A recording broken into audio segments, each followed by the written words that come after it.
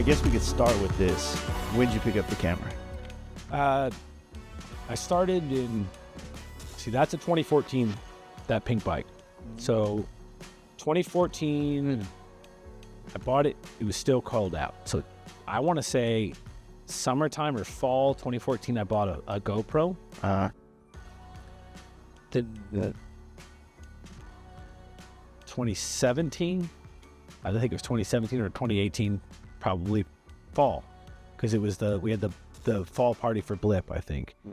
I bought a Fuji X-T1, which I still have in that bag I was shooting with at Pook's place just now. So I bought that, was living in the semi Monday through Saturday, basically. I get home like Saturday early morning. So I was wanting to do motorcycle photos with my friends, and I was wanting to do whatever I could on the side of the road. Yeah, just while you're traveling and moving around. Yeah, I was doing like a nonstop loop. Kansas City to Des Moines, Kansas City to Tulsa, Kansas City to Muskogee, or Fort Smith. One of those. Yeah, Muskogee's a ways, isn't it? It's not any farther than, it's literally like a radius. Oh, okay. So like you go to Tulsa, it's only... Oh, Muskogee, Oklahoma. Oh, I was thinking I guess I was thinking Muskegon. Muskegon, yeah. And Michigan. I was like, fuck, dude, that's a rip. It is. That's actually, I worked for a company up there too for a little while. That I'd go up there for Martin. But yeah. So I got the camera to do motorcycle stuff, but then I was like, oh, I need to hit the fast forward button and learn this. Yeah. So I was like, how do I learn it? So I'm like looking up all these how-to videos, and somebody was like, hey man, learn the exposure triangle. And I found a video that I could digest the way they were delivering the information better. And that's always been a struggle for me through school. So YouTube is primo for that. Yeah. I'm like, oh, this individual is speaking at a rate where I'm like, I'm getting what this guy's saying. Yeah. I'm like, I got it. So it's like, but I'm like, how do I practice to get these motorcycle photos? I'm like, well, before they put a camera in my semi truck, I was just driving down the road, shooting stuff down off I would literally put my arm. In fact, Weird Harold from the Punk Rods has a Weirdos tattoo here in Belton, south of here, and they used to do a thing called the Ham Drags in Joplin, Missouri, which is like drag racing, bring your own vehicles, vintage cars and motorcycles. It was really cool, and I knew it was happening. And I saw the cars going by. You see the trailer cars go by. So I had my camera ready next to me in the semi. I see this motorcycle. I was like, oh, I know that bike. Because it's like St. Louis style D-Raker. And it's got like basically a paper plate, like a number plate. Because he's going to race it. It does not have a headlight. Right? It's like, oh shit, that's Harold. So I roll down the window. I take the picture. Later on in the day, I edit it and everything. And I send it to him. And he tells the story every time I see him, and it makes me laugh. But he's like, he's been only rides hot rods for his whole life. And he's like, I've been going up and down that highway and all through town, and people have been sticking cameras and phones out to take our pictures.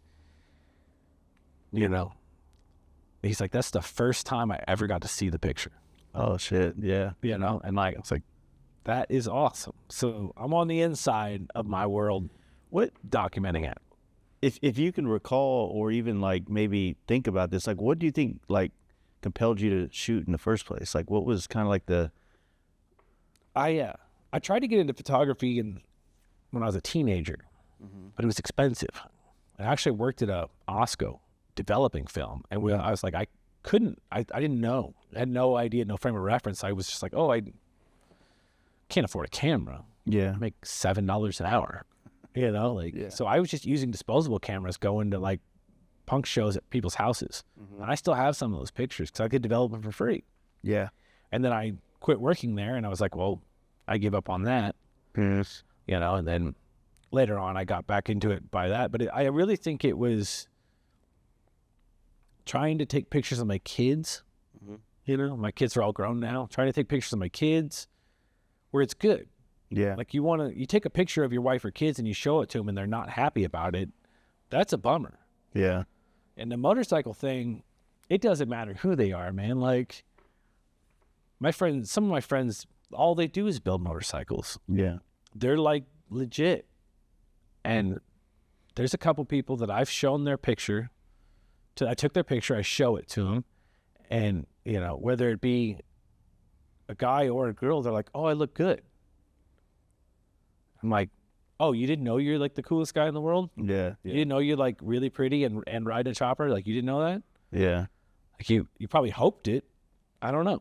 But like so then taking pictures of my kids, and then I was leading a ride of, like a lot of people, like 50 people. On Sunday mornings, there used to be 150 bikes out here. Damn. There's, in the summertime, there still is, but it's not the same crowd. Our crowd doesn't do it as much. There's a lot more crotch rockets, and used to be a lot more vintage bikes and stuff. Yeah. But And so just for people's reference, we're at, is this the Kansas City proper? yeah, we're in the Basically? west bottoms of Kansas City. Our shop here, this shop space is on the back half of Blip Roasters, Okay. which is a coffee shop, but it's a motorcycle-oriented coffee shop. So you can go in there. There's a whole rack of Biltwell helmets. Oh, that's cool. and Bell helmets, Grifter's gloves, and some riding gear. They carry the Ton magazine, I think, a couple other magazines on the shelf. But it's a pretty big coffee shop, like space-wise and volume-wise. Like, there's a lot of people come here. But, like, you go out front on a Sunday morning, there'll be everything from a couple of choppers. Choppers will be back here with us, basically. And then in the front, there'll be everything from vintage sidecar bikes, cafe racers, adventure bikes, all types of folks. But they're on a Sunday, it'll wrap. This is the highway over here, this bridge. On a Sunday, it'll go all the way around. It'll be on a big Sunday. I bet you there's 200 bikes. But I was leading a ride of 50 to 100 people, like right out of the gate. Like we did like 3 meetups of like. Where 4. would you like go cruise to? Is there like a known? No, I'm not from Kansas City, so I actually learned about Kansas City. Like, I moved here and was in the punk rock scene and like hanging out in Midtown. I didn't even have a car, so for a lot of time I didn't know anything but Midtown, Westport, the West Bottoms. But then I was actually working for a trucking company delivering food to restaurants. And we had all the cool mom and pop and chef restaurants. Yeah. Yeah. Along with like Sonics and stuff like that. Yeah. And then so I learned like the map of Kansas City. I'd go like, oh, well, this place out here is Leavenworth. Well, it goes along the Missouri River. So it goes Parkville to Leavenworth. And it turns out, I didn't know, past that is Weston. And there's like O'Malley's Irish Bar, which is like the oldest bar in Missouri, and it's 60 feet underground. Oh shit. Yeah, it looks like a Viking cave bar. Like, it's a big arch, and there's a stage, and it's all Irish, everything, obviously, but they got an outdoor venue too. But that's like a regular, like, local designation. Okay. Or destination, rather. Yeah. Destination. So you like, Sunday we ride out there, get a couple of beers. There's another place up the road, Jeff's Salvage Yard, which is like all architectural salvage. And it's like you're like like next to an old boat and a streetcar. Yeah. In half a house. It's really wild and cool, and you can get beers from him. Yeah. Hang out. That's cool. So I just started plotting a ride. Like, I guess we'll go here, and then my wife and I had gone to the Elms, which is an old hotel in Excelsior Springs. Yeah. Which, like, if you ever think of like the Harry Truman picture where it says that he won presidency, Yeah. that photo, he's in that hotel. That's that spot. Oh shit. And they used to train all the boxers there and stuff. There's like a wading pool under, like a lazy river type pool and there's a pool outside and a hot tub. And me and her had gone there, and there's a barbecue place, and as soon as you get north of here, like real quick, it gets like Iowa hills. Yeah. So I was like, oh, that'll be fun to ride those hills with I'd done it with a couple of individuals.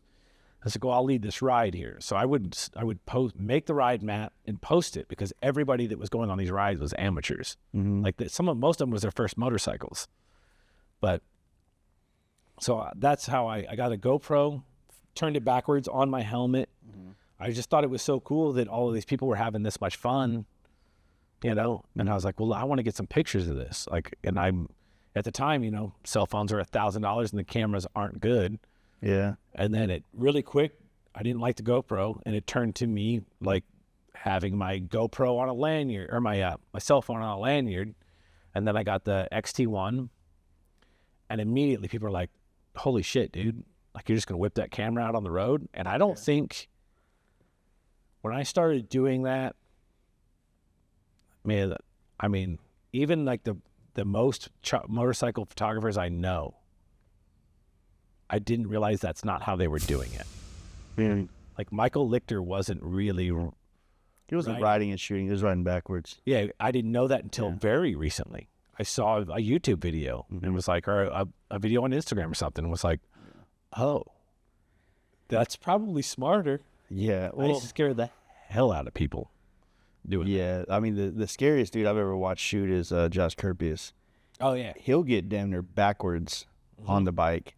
I shoot from the bike a lot, but I have my methods, and that camera right there, there's a lot of reasons why I upgraded to that, but that one has a bottom grip, so I can shoot with my left hand while I'm riding, because I don't have cruise control or anything. Me either. So you can get out there and like hold it a certain way and get the shots, and you're kind of spraying and praying a little bit. You're not as much framing out, but that sunset's there, the bike's there. You kind of preset your settings. I do single point focus. Yeah. Fujis are not good at autofocus at all. So I basically tell everybody the same speech, which is, you ride what you're going to ride. You do what you're going to do. Don't do anything for me.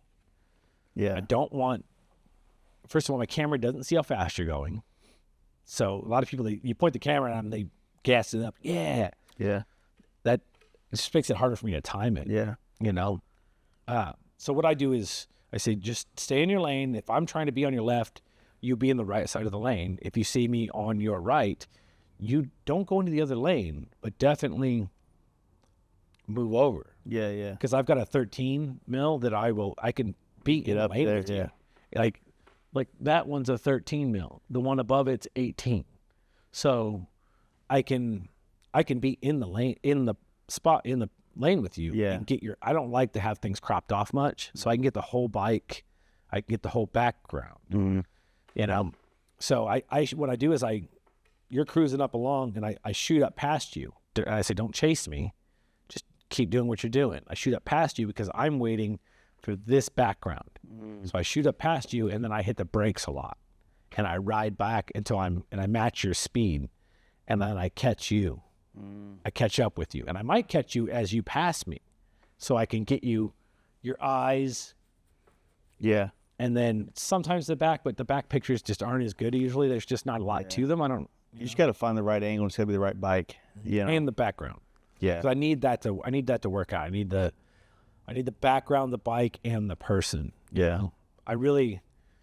So that's one thing I try to, like, when you're surrounded by these vintage bikes and the aesthetic of the people that ride them, it just works well in photos. When I've been saying this a lot, and I don't mean to say it in a for the people listening, I don't mean to say it in a way that's like a slight towards the modern bikes, but it's like when you're on a bike and you have, Air Jordans and logos all over your pants and logos all over your shirt, and it kind of like timestamps the photo. It could take, it's like your eyes get drawn to their clothes and not the bike and the experience, and it feels like an advertisement a lot, as opposed to like capturing a moment. So no, 100%.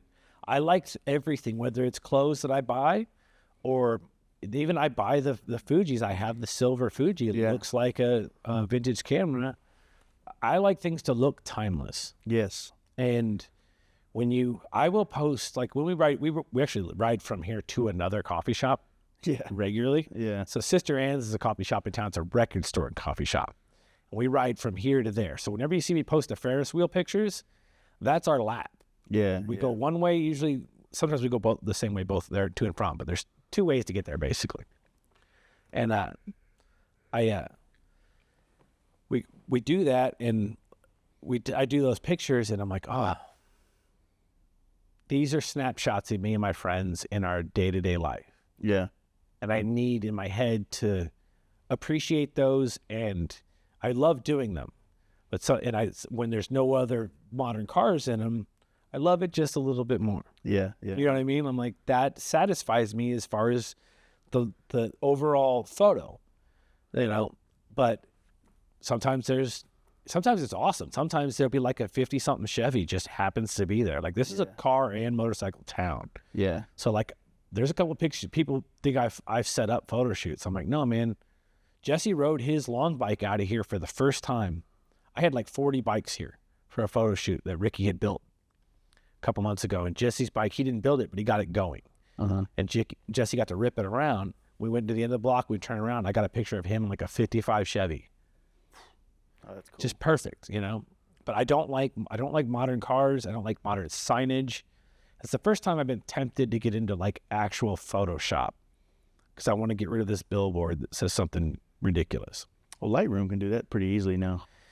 Yeah, I've used it to delete. Strangely, for the first time I ever did it, and I think the only time I've ever done it, something I've actually used for something was in the Greasy Culture magazine. Ricky built an iron head, and I got this picture. It was my favorite picture out of all the ones I took that day, and it had two people in complete like crotch rocket gear going the opposite way. Mm-hmm. And I sent it to him. I was like, man, look at this. And he's like, oh, that's great, except for those other bikes. Fuck those guys. And I'm like, I know, right? And then it's like, I'm trying to crop it. It's like, I don't know. I don't know what I'm doing really as far as editing. So I tried to crop it and I was like, that doesn't work. And then I was like, somebody was like, do this. And I was like, oh, again, absolute caveman. Like I just learned masking this summer. No kidding. Well, it's kind of good though. I mean, all the stuff that you're saying, like it's not that it's bad that people know how to edit or alter the photos or whatever the case, but it's like you want to shoot intentionally. That's the goal, you know. I don't really bristle at the film. I always call them film perverts. Yeah, like they're so into film, it's borderline strange. Yeah, like I'm like I get it. Like it's really cool. It is really cool. Like just like a shovel head is always going to be cooler than an Evo. I own 2 Evos. Mm-hmm. I'm not a mechanic, you know, and I own a whole film developing station at my house. 1960s like Sears like whole film lab. I have to assemble. I don't have the money to do any of it. Yeah, you know. So I'm like, well, you know, but then I'm on the other side. There's a handful of people that I'm friends with and I follow that. They will post the same picture with 4 different edits in one post. Yeah. And I was like, well, you realize that's what makes these people not like you, not like us as far as digital, or not respected. Not respect is the word, yeah. You're literally saying, like it's supposed to be art, man. You're supposed to apply your skill and make your choices. And the thing that you that's my opinion. Apply your skill, make your choices to get the outcome you want. And that, to me, is your art. Yeah. So who are you or what are you if you post the same picture with 5 different edits and you're like, whatever you like, consumer? Yeah. I'm like, okay, inevitably that'll be a camera person, not a photography person. That person will be more into cameras than they are into the outcome. Yeah. So I still have a film camera and I still dabble in it, but I think that it's a good thing if you've been shooting digital for a while and you want to get like get more intentional with yourself instead of like just assuming, hey, I got, endless photos here. Mm-hmm. Film can kind of really make you look and start I think it helps you find composition if you're like the guy that just takes the big picture and then finds the picture in it and crops it. Oh, yeah. So it's intentionality is something that can be developed through restriction, like film. But if I was shooting, like I wouldn't mind having a really dope film camera to shoot certain things because it's going to be a certain vibe. Mm-hmm. Like Portrait 400 is just fucking beautiful. If you get the right settings outside and you nail it in the camera, god damn, that shit is sexy. Oh yeah. And it all looks good. It looks good while you're doing it. Yeah. Do you know what I mean? Like the camera looks good. Yeah. Like the physical camera in your hand looks good. It's like you watch an Esteban Oriol video and he walks up and he's like, stand right there. And he knows exactly what he's doing every time. And the camera settings, and he knows the film, he knows all of it. And it's LA. Like the sun moves, but the weather's pretty consistent there. And he goes, click, got it, and he's done. And I'm like, that is amazing. Yeah. Absolutely amazing. And just like all the vehicles I like, everything looks cool while you're doing it, you know? Well, I'm not mad at it. on your topic or on your point about like maybe not so much vintage, but just like the style of clothing, a style, like a vibe. Like I kind of I understand it 100%, but I think that the outside people, they like to say it's cosplay and shit like that, but it's really not. It's really more of a like if you're like I said, if you're riding that panhead right there with Jordans and fucking, you know, Adidas sweatpants, it might be kind of cool. Hold on, that Adidas sweatpants are pretty sick sometimes. Yeah, I mean, if you got a full tracksuit on, Yeah, yeah. you know what I mean? It's a vibe, right? Like if you're looking like Russian mafia, Yeah. yeah. But you there's know? you get what I'm saying. Like Yeah. there's just an aesthetic that like it just doesn't fit all the time, you know? And Those are, it's funny because people will say like, I took my daughter to see, man, I think it was Clutch, Quicksand, and Helmet. I think it was those three together. And she looked at me and she said, these people all look like your friends. And literally, and then she goes, it also looks like a Kyle Kinane lookalike contest. You know what I'm talking about? The Yeah. comedian? And I was like, yeah, 100%. Gray beards, beanies, dickies, like just 90s skateboarders all grown up. yeah, And I'm like, I'm not mad at that though. Everybody's doing that. yeah, Whether it's golf guys trying to flex for other golf guys, or like me and my friends show up and I'm like, our clothes are interchangeable. like actually this shirt I got from Ricky. We Yeah. both lost a bunch of weight. These pants I got from Ricky. All of it, I've been getting Ricky hand-me-downs all year because we both lost a bunch of weight. But yeah, I like that. yeah, I think it's strange that people are upset. They're like, oh, you got a Sportster and then you chopped it. Now you got a Sportster chopper and now you think you're a chopper guy. I'm like, man, he is. yeah, So it's like, you got a camera? You take pictures? Nobody could take that from you. You're a photographer. yeah, Like I gotta say that to myself sometimes. Yeah. You know what I mean? So like I told my son's 25 years old. He had that bike and wrecked it. And then he got a Dyna. No, he didn't get a BMW, then he got his Dyna. And he is one of those people. I took his picture on this bridge right here, that same spot. And when Yeah. I showed it to him, he said,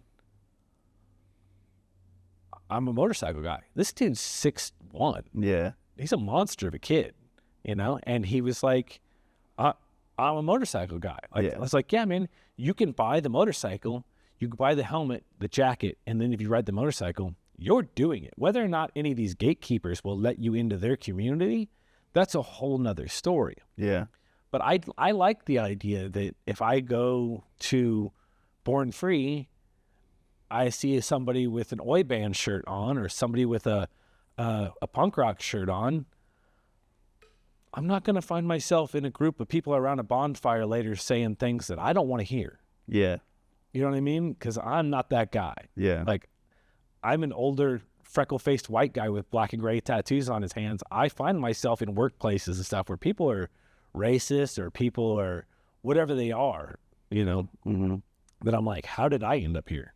yeah, So I like the idea of, man, fly a flag, yeah, pick a team, like represent something. Like, there's nothing wrong with it, you know? And so, like, yeah. Something speaks to you if, you know, I know that like men are not used to saying like, oh, that dude has a dope style. Like, you know, it's like, I like his style. I kind of wish I had style. You know, I think I might try his style. 100%. And then, you know, when you're in a culture, like especially in your teens and stuff, like skateboarding or maybe it's athletics, there's certain things that become part of that culture, and it just makes sense. Like, you know, But Dickies, sweatshirts. there is some gatekeeping in motorcycling and photography because photography is competitive. People don't like to say that because it's art. It's competitive because if I start taking pictures and this site starts running my pictures, well, there's always only so much need and so much money. You know, I don't really make any money at it. I have a job. Yeah, same. I've been a truck driver for 20 years and I just became an exterminator. Like, so I care about the money, but not as much as I care about doing the thing. And that's probably going to bother people who do it for a living. They're like, hey man, you're over here doing this at a discount. And I'm like, if I ask for money, if I ask for more money, or if I ask for money, then they're just going to pick the other new guy. It feels like sometimes. I feel like most of the professional photographers I know, they don't really they've all helped me, and I don't know if that means anything, but like the gatekeeping comes when people feel like you're just taking from their culture, right? So, I literally just had this conversation with Zach at Heavy before I came over here today. There's some level of gatekeeping that I believe needs to exist so that things don't get fucked up. Yeah. You know what I mean? Yeah, because it ends up being a thing. I mean, even if you got access to everything in every subculture you've ever been to the first day you got there because you bought something or you showed up and you're entitled to that? No. That's not, yeah. A friend of mine recently asked, Kansas City has more tattoo shops per square mile than any city in town. Like, I haven't been tattooed hardly in 20 years. Like, most of us looked like this in the 90s. Yeah. And a friend of mine has a pretty progressive tattoo shop, and they asked, did creating this all-inclusiveness, did we mess up a little bit? And I'm like, yeah, 100%. They said, did it create a bunch of people who think that they have a right, they're entitled to everything right here, right now? And I was like, yes. You got rid of the ugly rules that would allow, for example, an older male tattooer to take advantage of a young lady who wants to be in the tattoo shop, whether it be a customer or an apprentice. You know what I mean? You got rid of some of the predatory rules, some of the stuff that we should evolve past. Yeah. But they actually threw away some of the rules that kept anybody who wants to pick up a machine online, like, you just opened it up to anything goes anytime. Like, you can't be mad at anybody anymore for opening a tattoo shop right next to your tattoo shop, even though they've only been tattooing for a year. And I understand that. And I mean, it's like there's gatekeeping in like society. You can't just go be a barber.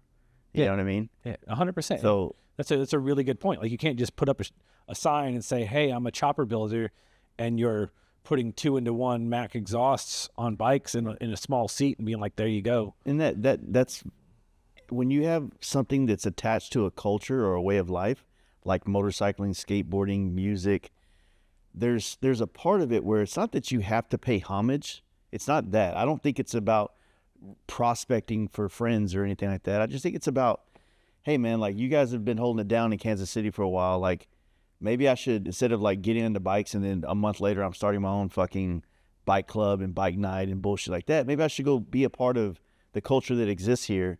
And then after I put some time in or I've been around it, maybe there's some things that need to change, and then you can change from that way. Yeah. But not, they didn't ask me what my Instagram was the first time I showed up. So now, fuck those guys. They're all arrogant pricks. You know what I mean? Yeah, that's a good point, because there's always a handful of snipers. Yeah. That, like, or even here, they're all nice guys, but like their hobby is to post up outside of here on and take pictures of people as they're riding up. Some of them will track you down and try to sell you a photo. Oh shit. But what I do is kind of candid. Mm-hmm. So even at Born Free, I wasn't talking to people. I kind of hang back. That's a luxury, dude. I wish that was something I could do more of. So like, I saw like people, I'm like I saw Kurpius and I know who he is. I was taking a picture and he turned around and smiled at me, and like Scott Topher lives here. We hang out. Him and Scott are good friends. And I wanted to be like, hey man, what's up? When I was like trying to take my pictures, you know what I mean? I'm like, okay. I was like, I'll see him again. I'll talk to him in a minute. Yeah. I'm sure he doesn't know who I am, but I'm like, I do want to introduce myself to him. I did never see him again that time. But then I end up, several people were like, oh, I didn't know you were there. I'm posting pictures like, I didn't know you were there. And I was like, I saw you and meant to catch up with you. Mm-hmm. But then I did kind of feel like a sniper. Yeah. You know what I mean? Because I was like, well, I don't know, man. I was exhausted. I didn't know I was going. Yeah. The guy that Ricky's building that shovel head for hit me up, Chad. He's like, I have a ticket and a trailer. All you got to do is be standing outside. I got food. I got a tent. You need a bedroll and your motorcycle and your camera gear, and you're set. You want to go? And I was like, I can't do it, man. I just started this new job. And Mark, I started working with him, and he's like, ask. So I got the day off. So I worked 5 a.m. until 5 p.m. Got up at 5 a.m. Came here, loaded all our stuff up, and drove all the way to the show. Yeah. So 9 a.m. So I've been up for 30 hours. Yeah. Basically, because I slept like 3 hours in the truck, and he's like, I need you to drive some of it. I was like, oh, hell. Yeah. You know? And I was just doing my best to stand up for the first day and a half. I didn't go to the art show that night. Yeah. I really regretted that because it got rained out the next night. But I was just wandering around, and then I didn't know. I thought everything by the racetrack was the racers' paddock, like where the racers were set up. Yeah. I didn't know that it was Benders and stuff. So like the Martian Machine guys were down there. Nine Finger Mike was down there. It was like the last hour. Saturday night, I was up by the bar, and Nine Finger Mike walked up, and a couple other people, and I was like, oh, where have you been? They're like, well, down there. I was like, well, I thought it was so strange that I didn't know. I know a handful of these people that are normally at these things. Yeah. And I'm like, man, I only know the people that I see on the internet. And then I felt extra weird. Yeah. Yeah. Like, hey, Danger Dan from the internet. Yeah. Do you know what I mean? Yeah. Like he's busy. He's working right now. So I'm not going to bother him. Yeah. I mean, the bar is a good place to network, or going to people's booths is a good place to network. But what I was kind of implying is that, like, when you get to go to these things, and like I went there with the camera and walked away with 4 photos. You know what I mean? Like I absolutely hate that, but it's like then you get caught up in conversations the whole time, and you never get a chance to take the photos, right? Oh yeah. Like if you ever see Michael Lichter out when he's doing his thing, he is the most like engaging conversation guy when he's not working. When he's here to shoot, he's like tunnel visioned. I bet his horizontal vision disappeared. Yeah, I mean he can look through you, and you're like, Mike, and he's like, oh hey, like it's strange how he turns it on and gets the shit done. Yeah, I was watching. Oh my gosh, Ben Christian, is it Christian? Yeah, Ben Christian. I was watching him a lot. Like, oh my gosh, look at this guy, because I have a real problem walking up and looking you in the face and taking your picture. Yeah, I have a discomfort with it, and that's a pretty big dude. Yeah, and he was like moving between me and other people, popping up and like right in their space, and like how did you? I feel like if I moved toward that couple to take that picture, they would run. Do you know what I mean? Like they feel like I'm coming, like I'm getting in their space. I'm like, that's amazing. It's a skill. That dude's a machine. He's impressive on lots of levels. But I do hear what you're saying. We did Chopper Fest here in September, and I was the photographer for that, and was overwhelmed. I couldn't go, and I'm not complaining at all. Overwhelmed. I was like, it was first year. We're all doing all kinds of stuff. Like I was putting up the bicycle bars, the Jersey barrier or the metal barriers and stuff. Like I was doing everybody was doing lots of stuff to make the show happen. And then I was like, okay, I'm done with that. And I'm here to take photos. So I tried to take pictures of all the bikes as they were coming in. And it's the Golden Ox, which is like the oldest steakhouse in this part of the country. And the bikes are coming in, and the sun's perfect, and it's hitting them. And like, as I'm taking pictures, people are coming up and talking to me, and I'm like, I've always wanted to meet this person, and can we do this later? Yeah. Because I'm not smart. Like I can't do both of these things. Yeah. You know, I can't, and I have a bunch of pictures that aren't in focus, and I feel like I blew them off too. Yeah. Not having a real conversation, and I do like people, you know. And then I'm wandering around, and everybody I know in town, which is a lot of people, I know somebody from every venue on that block personally. I've known them for 20 years. We all worked at different venues together when I did that kind of stuff. And I'm like, the art show, the David Mann art show, it was tricky because nobody ever goes in the alley to these venues. But above Grimm's and above Lucky Boy's bar, there's an art gallery space that normally you would go through the tattoo shop to get up to. Yeah. but they made the door, the entry to that, to the back, because they were doing tattoos for the show, you know? So like, oh, this would be faster. Except for, you know, again, learning experience, there was no signage. So people were like coming to find me like, hey, I had photos. A bunch of these photos were hanging up there in the art show, and I couldn't have been more thrilled to do that. But everybody I know is calling me or being like, hey, where's the art show? Or coming to find me, hey, where's the art show? And I'm like, go to this gate at that white tent, go left and go counterclockwise, go in the back of Grimm's, open the gray door, there'll be a sign, and go up the stairs. And without fail, 90% of them were like, can we do that? Yeah. I was like, I just told you to do it. Yeah. You know, like, but I spent all of my time.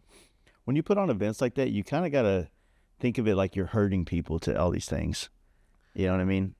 Because if like people at bike events will find their corner just like a club or a fucking bar, and they'll stay right there the whole time. You know, because they're like, well, I want to, but I'm nervous. It's like a lot of people. It's the Instagram effect of the world where, you know, people are kind of, I'm that way, you know, like you get a little nervous. So I'm like, hey, I'm safe right here. Yeah. You know what I mean? That's what that definitely. If I get locked in, I stay locked in. Yeah. This is my spot. Like, I found that if I put AirPods in, you know, and I go and do my thing, I don't get stopped as much. It's kind of like a polite way of saying, hey, you know, that's not a hey, bad idea. what? Oh, yeah, I'm just gonna shoot these. I'm gonna be over there in a little. You know what I mean? And it's like they know, you know. It's more so that it's just like they just want to be nice and. Yeah, no, that's the point. Is that somebody's you're dead right. Like they're trying to talk to me and tell me how excited you are about the show. Yeah. People, I didn't even make the show happen. Yeah. Like, Carrie and Manny made the show happen. Davey made the show happen. Tommy made the show happen. I had some ideas. I was there for it. I helped. Whatever. Like, it was. I was stoked. But friends of mine and were coming and finding me and be like, man, this is amazing what you guys are doing for Kansas City. And I was like, well, that feels good. Yeah. But I got to go. And literally, like, I never made it. The invited builder part was back there at Lemonade Park, which is around the corner. And I made it back there twice and was getting texts because we needed like a microphone for the DJ, and I needed to do something else. And then my son was there, and a couple of different things. And I was like, I never got photos. Yeah. I got 4 photos of the invited builders. Well, that's like just lessons learned, that now you know that to be the photographer of the event, you have to be everywhere. You kind of might even need a second or third shooter. You know what I mean? And I'm also, I thought that I would be able to, because I've gone to a handful of shows, but not a ton, and just wander around. I do my thing. Well, this isn't my thing. This is their thing that I'm photographing. Do you know what I mean? Like yeah, but you could do it your way, though. Yeah, but like I can't. I thought that there would be a itinerary for the show. Yeah. So introducing the invited builders, introducing Jackie Mann, David's widow, who's upstairs signing autographs, like an MC. And at one point, I was going to be the MC, and then another fellow was going to be the MC, and I wasn't sure. At the end of it, like when it actually happened, I was like, I don't know, like I'm not in charge of anything. So I was just like, okay, cool. I'm going to post up and listen to the MC and follow along with the itinerary of the show. Yeah. But you're dead right, though. Like, that's the point, is I did learn, like, hey, man, like, nobody's going to tell me what to do. Yeah. They might ask me to do 1 or 2 specific things, but nobody's going to tell me what to do overall. I need a shoot list. Yeah. Get these 5 things, James. Get these 5 things. Yeah. Because, 1, I like motorcycles, and I like people, and I got overwhelmed just saying hi. Yeah. You know, and I like, we had a pre-party, and we went at Sam's place, and then, you know, I was at home for 2 hours Friday night before the show Saturday. I was back up for the sunrise and at the show. Yeah, sometimes like utilizing that and setting up shoots with certain bikes, like at sunrise, like, hey, I mean, you know the West Bottoms probably, and if not anything else around there, like the back of your hand, it's the good shots and knowing where the light hits. Did you see all those pictures of like Bobby Good Times and Tony's pictures on that bridge? Yeah. That's like a walking distance. That's kind of a, like, the first time I stumbled upon this place, I was on my way to, where I was driving up. Yeah, that's what it was. I was driving up and doing a big podcast loop, and I went up and I tried to go do a podcast with Jeff Wright. I went to his bar and it didn't work, so I went to Cedar Rapids and I looped back home. And I stumbled. I love Slaps Barbecue over there. It's like my favorite barbecue in America. Like, I don't know if it's the best. I'm not really a connoisseur. I just fucking like it. It's good, man. I like Kansas City barbecue. So I go there and I try it, I eat it, and then I look across, and right there you just have this beautiful view of the city and all the bridges and the industrial aspect of it. And at the time, that one main bridge was closed. Central Street Bridge. So is it still closed, or have they since opened? And you can go under it. You can go under it, and the bridge underneath it is metal mesh. So when you're walking along, it's 2 stories. Yeah. And you can see the water. It's like a metal grate. Yeah. I think it's for when the water came up. Yeah. Not entirely certain. But yeah, it's still closed. I think they're going to blow it up. For real? No. So I did that. I saw it, and then I was shooting film on this trip. No idea what the fuck I was doing. I was literally the first 2 months of having a film camera.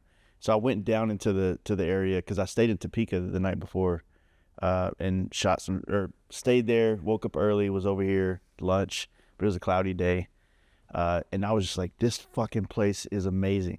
Like, I literally fell in love with it. That night at the hotel, I'm on YouTube looking up all the history, knowing about the floods and the stock exchange and all the things that took place down here. And there used to be a building, I think they tore it down, that like everybody Old would wheel. Yeah, and they would go in there. Building? Yeah. Like the first time I took my camera out walking, me and my daughter pried off a plywood panel and climbed in there. Yeah. Me and June went in there, and I've got some killer pictures on the roof of that building, looking back at the 12th Street Bridge. Yeah. And it's gone now. The ship you used to look out the front door of the ship. So just think about like what I love about photography is that you have a shot that nobody else is ever going to be able to get it again. And it's down. I have a picture. I think about that every time I put it in stories or something. It's a picture of the ship building and all those bricks. My daughter lives in a loft above her boyfriend. They have a tattoo shop right around the corner from there. Mm-hmm. We're actually in the building that Blip used to be in.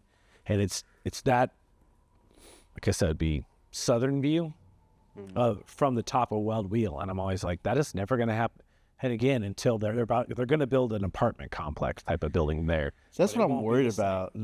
That's the thing that scares me is like, and I was asking about how things are down here as far as like, it's over. It's been bought and sold already. We're living in the end times of the West Bottoms. For real. Mm-hmm. They raised the property taxes on this place 200% this year.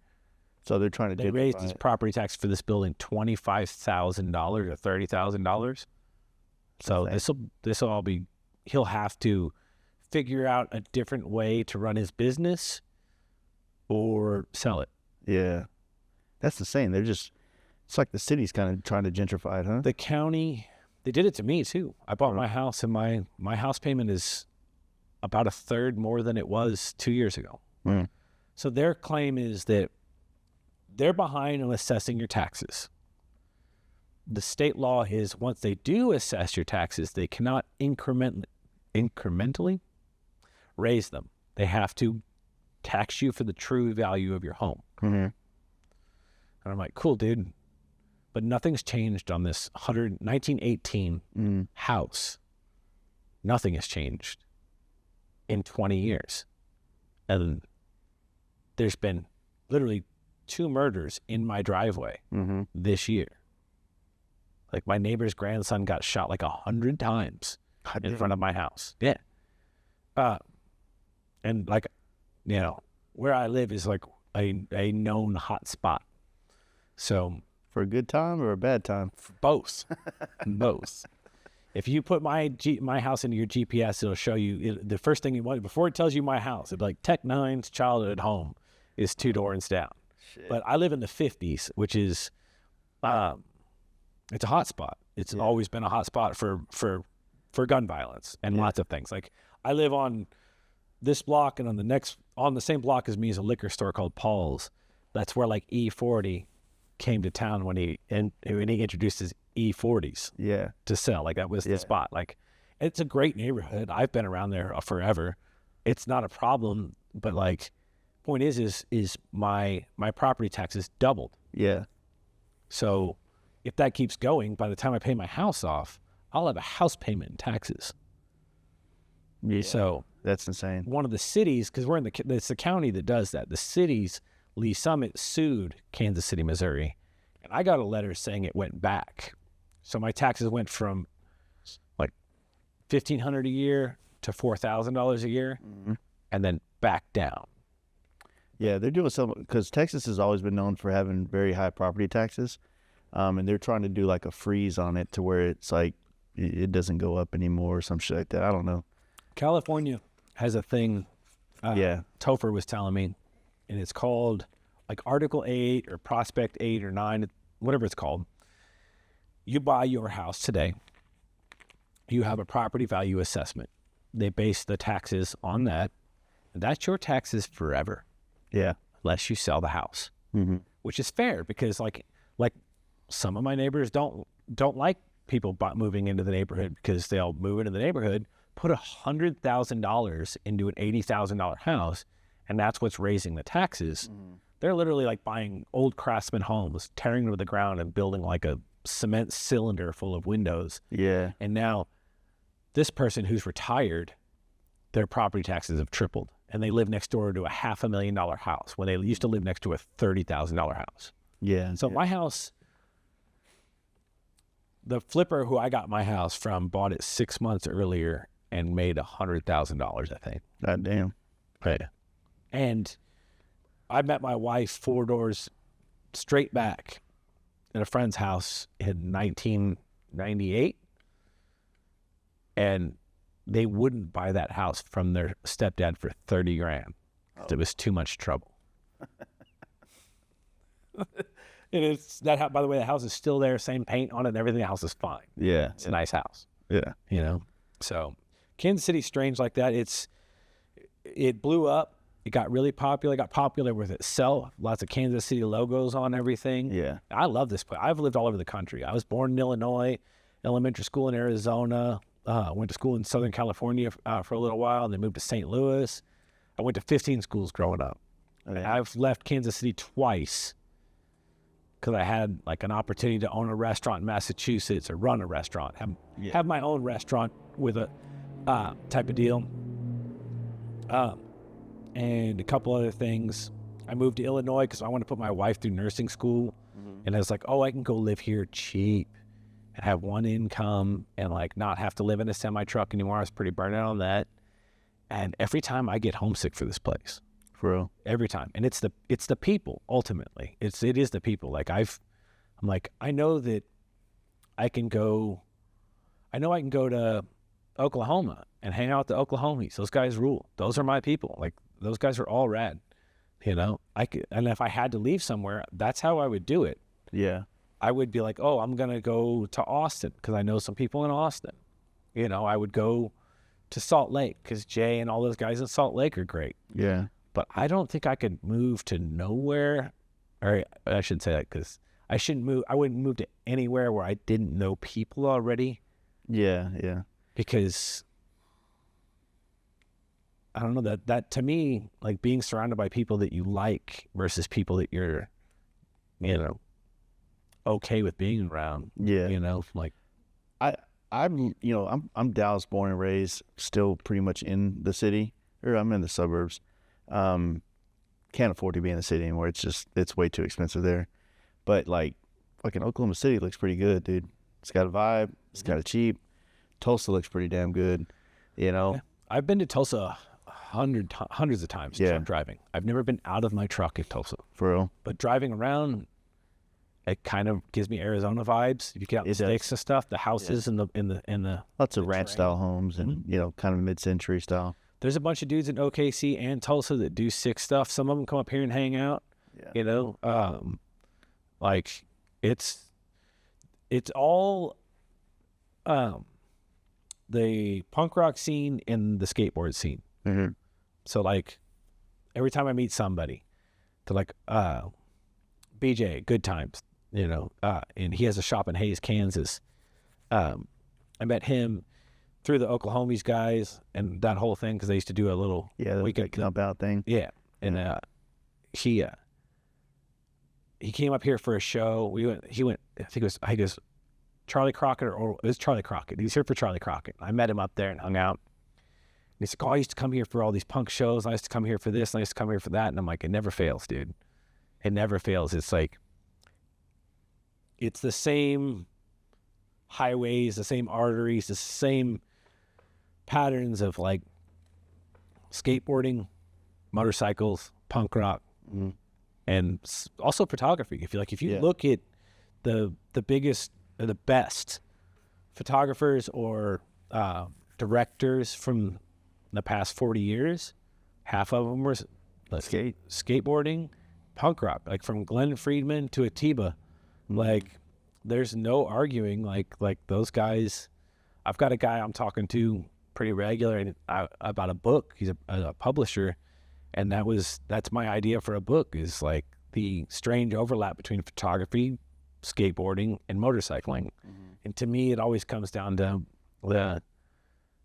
it's a good way to waste time. Waste isn't the right word, but it's like this like if you're skating, you're not thinking about anything else. Yeah. So, right? Same thing with you're on your motorcycle, you're not thinking about anything else. And if you're the thing, when people come up and talk to you and you're doing the thing, I can't talk and do my thing at the same time. And it's like a flow state situation with your brain. And if somebody tells me, hey, take a picture of that, that's never going to be a good picture. It never works out. It's now a staged photo shoot is another thing. Like if I'm cruising around and a stranger sees me with a camera, and I'm doing my thing, and they're like, take a picture of that bird over there. It's really cool. I'm like, I just do it and move on. But my brain never locks in, and my camera never gets the picture, But there's around here, through Instagram and through punk rock, motorcycling, it's all the same traffic of people. And well, I think the show here is, I mean, we had every intention of coming up for it. And then the Born Free build we were doing for Texas was just like, I could not shield myself away. I'm not surprised. It's a big deal. And so, because this is the least traveling I've ever done, or not ever, but the least traveling done in probably the last 7 or 8 years. Really? And there's a part of it that was allowing me to I progressed in other areas of my life, but yet the things that I feel like are me, I haven't really had a chance to do much of it. The least I photographed in 5, 6, 7 years. Definitely at least miles I put down on a bike. So there's a part of me that's like, I need to have things like this, and getting a lot, because we have a lot of homies that go to bike night that are really get into photography. And like, I want to go do a trip with just my buddies and cameras. Like, no, if you ain't on the camera kick, you're not invited. That way, it's like when we're sitting around a fire, we all want to get up at the sunrise. We all want to go shoot that shit. We all want to stop at that ran down, gas station or whatever. That is amazing. Yeah. That's amazing. That's what I'm trying to kick it off. It's time. It's basically that. But I think I'm going to try to start doing some small things. Little coffee shop meetups on a Sunday, and then go rip around and, shoot each other. It's just shooting the camera is like all that really matters. And when I get around other people shooting, like having conversations like this, I get much more inspired and want to get out and do stuff. I have a couple of friends that strangely online. I have more photographer friends online than I do in my personal life. I have, you know how it is. People are awesome. People will just reach out and encourage you. Yeah. Like today, the Origins episode that they're releasing for Carrie. Yeah. I was talking to him about that's coming out today, and he messaged me and was like, "Yeah, man, like I gave you a credit in the Origins thing." Like he's like, "I got a thank you credit at the end of it." I was like, "What?" It's like for being encouraging, and like I share all this stuff, and like just like, dude, I'm stoked you're doing stuff. I'm not competitive, like as if I'm not even doing the same thing, but I don't have in me. If you're succeeding, then like this is endless. Oh yeah. Like you can. A friend of mine here bought a camera. I should start that over. One day when I was leading the rides out of here, I'm like, "You coming? You coming?" And people literally, everyone was like, "I can go." Like everybody's invited, dude. Are you coming? Are you coming? Are you come? That's a child. You can't come, little child. Yeah. Right? And I'm like, "You can't come." That's an actual child. Well, his picture on his motorcycle is hanging in this next room, and me and him hang out now. Yeah. He went to the Marines. He got a camera, lived in California, got really good at photography, quit doing it. He rides with the moved back here. He rides with us now, and Oliver, and he's awesome. But he got a new camera this summer, and he right here simultaneously showed me how masking worked. By the way, that's how I learned it. And then he said, "I've ordered a new camera, man, but don't worry, I'm not going to steal your shots." And he's like, "But I do like how you edit." And I was like, you're a big boy. He's a big kid. I was like, you can sit on my shoulders and take the exact same picture as me. And if they look exactly alike, good. Yeah. That means we both did it right. But like, you're my friend. We're taking a picture of our friend.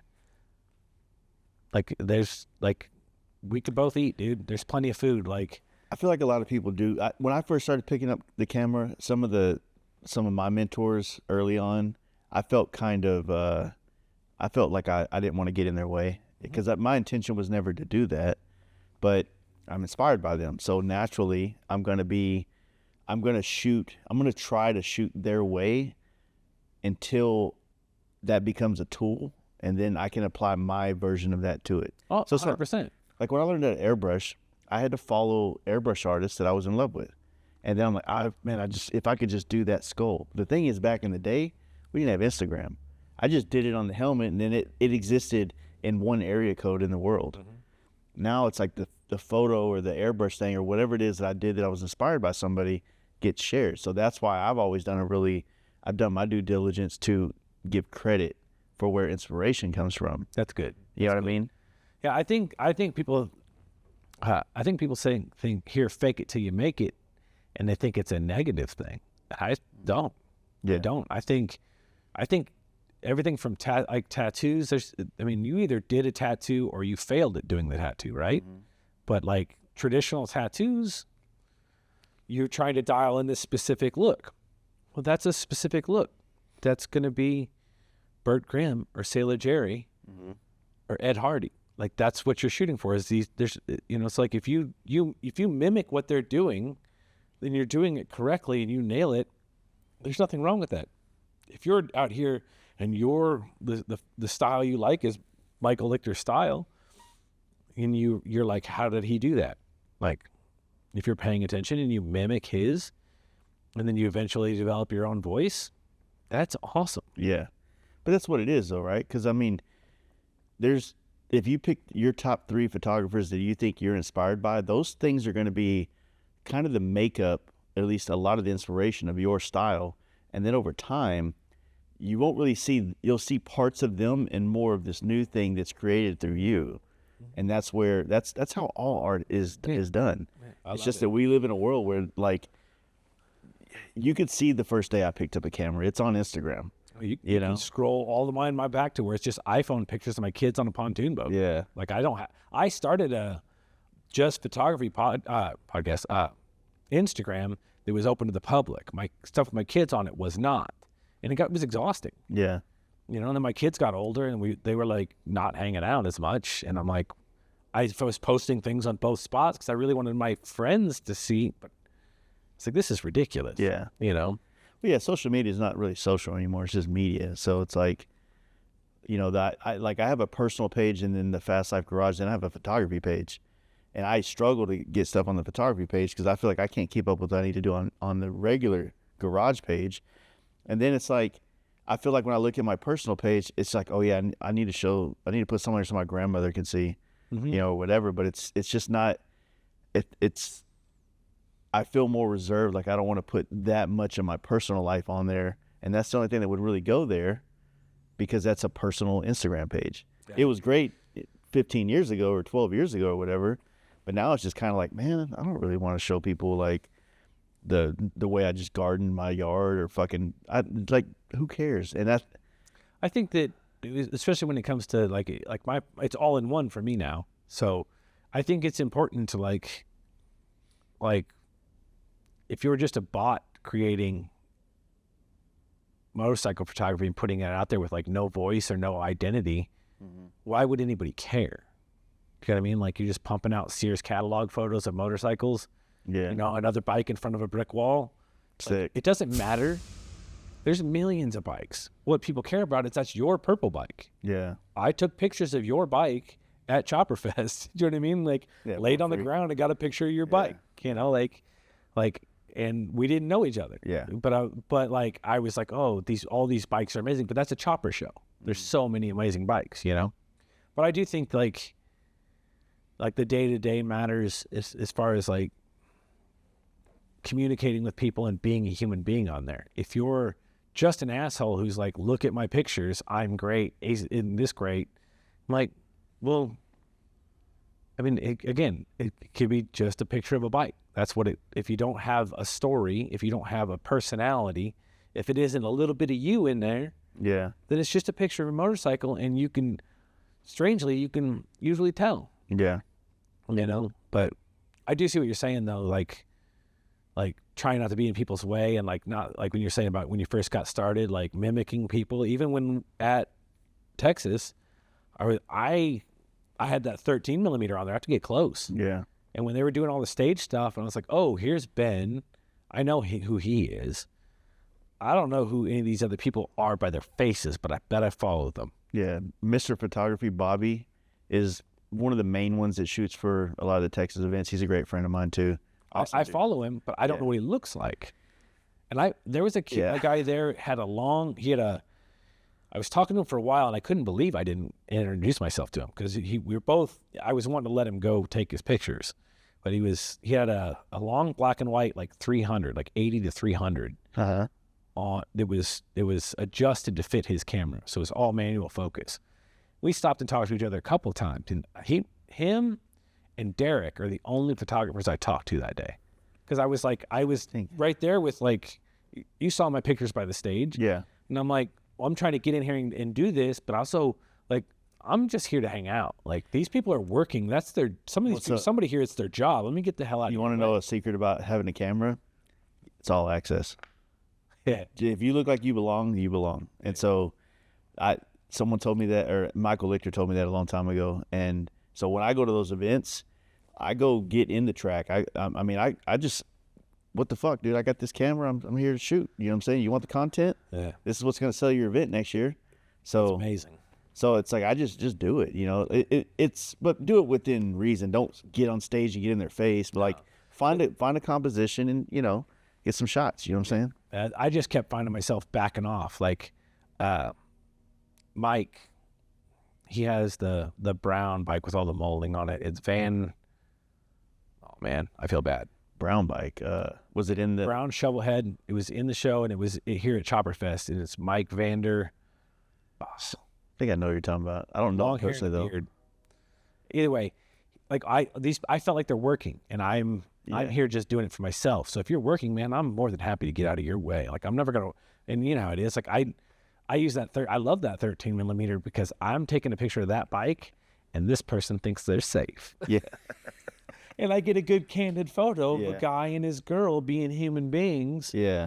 And looking at the same motorcycle that I was taking a picture of, Would you say it's almost sometimes a street photography approach of like capturing, because that's a lot of candid if you really break it down. That is exactly how I describe it when I have to. I like to think of it, I do street photography of motorcycles. In fields. Yeah. Just in general. Yeah. In general, yeah. Like I try to, it's the framing matters more than the focus. Mm-hmm. Like that kind of thing to me. Yeah, for sure.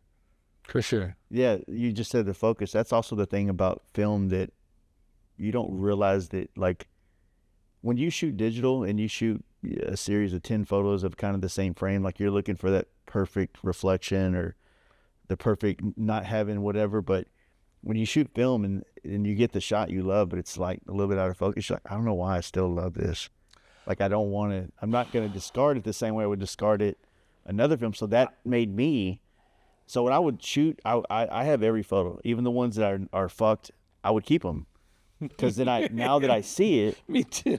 I can go back and be like, okay, I do, even though this is more abstract art now than it is anything else, but it's definitely like something that I dig. And I don't know, I don't have a home for it yet. Like, I don't know if I don't know where to put it, but I like it, and it's still in the archive, you know? Yeah, not being a trained photographer, not knowing what I'm doing, then you pick up on lingo, and I'm like, oh, this guy, I listen to podcasts, and I listen to, while I'm truck driving, like, oh, they call that pixel peeping, where you just constantly scroll in. Yeah. And I got ate up with it for a little while. Yeah. Where I was like, oh, none of my pictures are any good.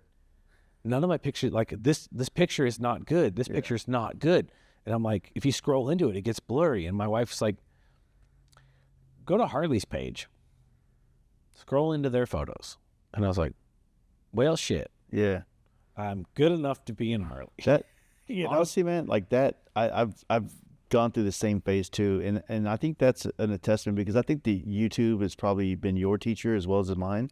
If I would have graduated high school if they had YouTube in high school. 100%. And so for me, it's like you can gather too much information from YouTube, and there's like a happy medium where you need to learn the triangle, learn some composition rules and basics, and then stop, and then go shoot. Use it. That's what I was saying earlier, is like, learn your skill and make your choices apply your choices to make the thing you want. Yeah.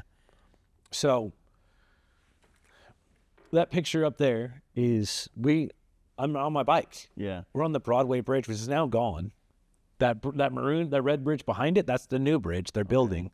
They blew the old bridge up. We're doing 50 miles an hour through Kansas City traffic. Kansas City is like one of the most dangerous cities in the country to drive in. Yeah, it's not the road over the river. Like it's pretty intense. Now I get those photos of doing that, even on these streets around us right now. Yeah. And I get all bummed out if it's blurry. But then that one is pretty good as far as the focus. And then one day somebody said, how do you do that? Do you just stand on the side of the road? And I was like, what the hell? Yeah. Because they think I got like a 300, like I'm in a tree somewhere. Yeah. And I'm like, oh my God, dude, I know I got to start doing this so that you can see me. Yeah. Like, That's like where the GoPro can come back into play. oh no, I just use that 13 and I back it up a little bit. You can see your leg or something. And you can see my edge of my handlebar. You can see my wheels shooting through the bars. You can see my camera strap and a lot of them, and I wouldn't use those. And then I was like, well, wait a minute. I'm looking for all these somebody else's rules of what's successful or perfect. And I'm like, no, man, like I can use not flaws, but like things that would make it not perfect. Show motion. It shows that I'm there. I'm like, oh, that's kind of cool. So perfect can make it boring.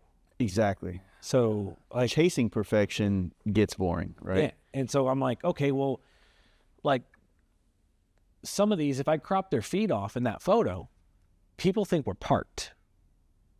Because that's like 500 or 1,000 at like 9 o'clock in the morning on our way here from our house, by the way. Yeah, yeah. Just like literally you can see the bridge if you walk out in the street. So everybody, if his feet were cropped off, which actually that's a bad print. That got sent to me wrong. It's half the wheel's missing in that print. But I got the whole bike in the actual photo. But it just taught me looking at them and like, oh, like perfect is not good because I'm not doing science. Mm-hmm. It's like, oh, here's a perfect photo. It's like, well, I don't think that Instagram is the reactions and likes and stuff on Instagram is not a great thermometer by which to measure or metric by which to measure how good it is or if it's valuable. But a little bit of it is because they're human. If it is not a robot, if it's human beings, they're like, I like this photo. I'm like, you like this photo? Well, guess what? If everybody likes it and I liked it and I put it out there and I'm like, this is what I meant to make. Like, I like that it's blurry. I like that it's not perfect. Yeah. Then, and I'm happy with it, then that's what I meant to make. Then we're done here. Yeah. First of all, if you don't like it, I don't care. Yeah. And then somebody said something about building a bike. They're like, well, if somebody gets on the ground and looks at it, they're going to see that. And I'm like, if you get down on the ground and look at my bike to pick it apart, I might kick you in your ass. Yeah. Like, we're not friends. Yeah. Like, I don't care what you think. Like, I came here to have fun. Yeah. Like, if you're picking my bike apart, like this is the nice guy's car show and you've got like a mirror and a flashlight, man, piss off. Like, I've had Lichter and some other photographers like critique my work, which I thought was very valuable. But it hurts though, right? No, it's more so when you have a real, like, Lichter's a real trained, like, doing it since before I was born kind of dude. So he's not critiquing to, like, he's just being objective, right? No. So he's looking at it for a few different, like, key points, basing his opinion off of his own personal taste. So if I asked you to critique my work, you would use your version of photography to give me what you think you would have done differently. Maybe it's in the edit, the crop, the composition, things like that.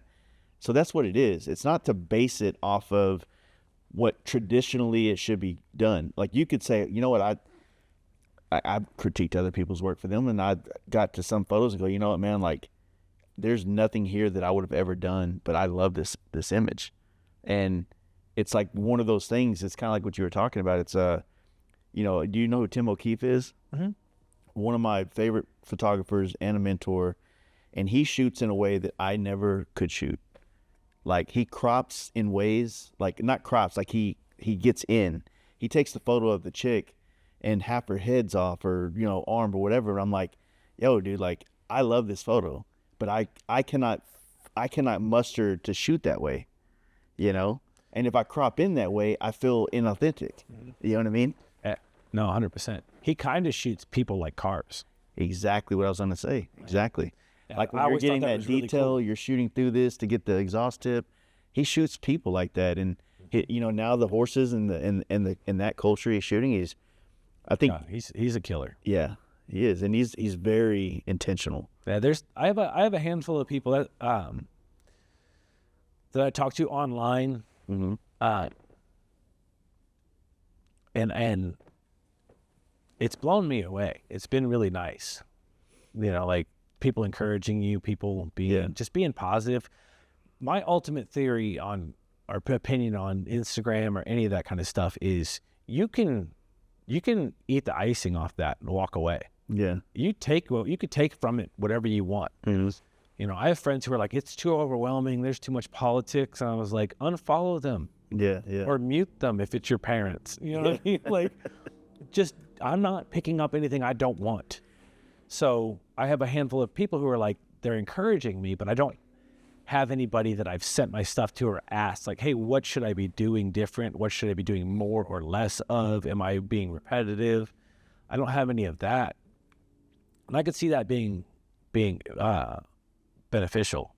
It would be super emotional for me the first time, especially if it was in person. Yeah. I would love to send somebody 50 pictures and say, chew those up and tell me what it tastes like. Let me know what you think. But I don't know if I want to sit here with you and have you point at it the first time. I've just never done it. It's all, like I said, again, it's all objective. So it's just like, if I was shooting this, I would be asking myself, why is this in the corner? But here's the deal. They don't know why you left it in the corner. And sometimes that's a conversation and that and the other. It's really not, like, I think the critiquing thing is not, it's not like Instagram critique. Oh, this photo sucks. Yeah. No, oh, this is like that other dude's photo or whatever. It's not that. It's more so like photographer to photographer, you know, hey, what was the aperture you shot this at? What was the shutter speed?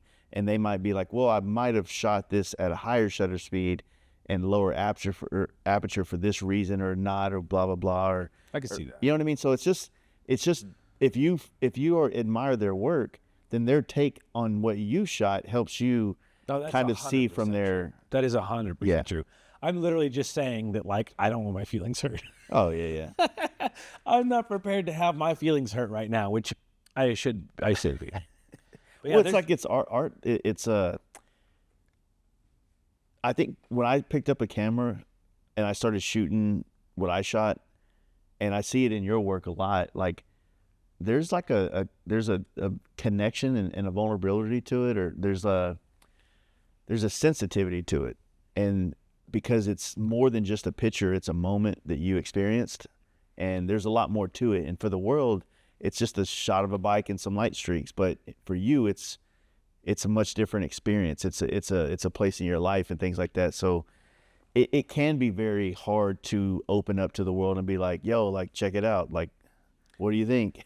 Because they don't know the story behind it. Yeah. You know? Yeah. When I worked at a tattoo shop, and I would always say, I like my traditional tattoos, I like them to look like belt buckles. If it can't sustain itself as a belt buckle, it's not a tattoo. A traditional tattoo has to be all encompassing, like like it has to be one Framed thing almost. Yeah, it's like this bulldog, if there's nothing else, is a bulldog. Yeah. End of story. You shouldn't need another thing, another part, you know? And then I kind of, when I started doing photography, I was like, everything has to be an album cover. Not like officially like worthy of, but like, and there's an Instagram that's like shooting everything as an album cover, and it's hilarious. But I meant it when I thought of it as far as like, hey man, like what would, you know, what I'm on the side of the road, I'm walking around at Arby's in Carthage, Missouri. Like my computer requires me to do a 30-minute break in the truck. I'm just walking around and holy shit, there's cars in the woods behind the Arby's on 49 at the Carthage, Missouri exit. You're going to drive right by it if you go that way. Now you should go that way, but I'm like, oh, so everything is an album cover. If you just look at it like that, and it's like, oh, okay, so that's in my head. I was like, you know, it's how I looked at it. Was like, okay, this is worthy of. This is it. Yeah. And when I'm looking, you know, and to be honest, a lot of times I just looked in the camera and was like, yeah, that's the picture. Click. Yeah. And then later on, I realized what I was doing. I was like, oh, this is all from the same angle and from this, you know, kind of instinctively doing the rule of thirds and all these things where it's just like, this looks good, you know? And then, but it, later on, whether I was doing motorcycles or truck driving or long exposure photos, a couple people pointed out, they're like, oh, I knew that somebody shared it. That's what it was. Somebody picked up one of my photos and shared it. And they were like, and I had that other account. And it was I think it's the National Conservancy, which is like a wildlife thing. And I entered a contest. I'm a picture of a deer on the side of the road with light trails going by it. That deer was stunned. In a strange overlap with motorcycles, I passed a big pack of gold wingers in my semi. And then here's this deer stunned, like kind of out toward the edge of the lane. And I'm like, well, that's not right.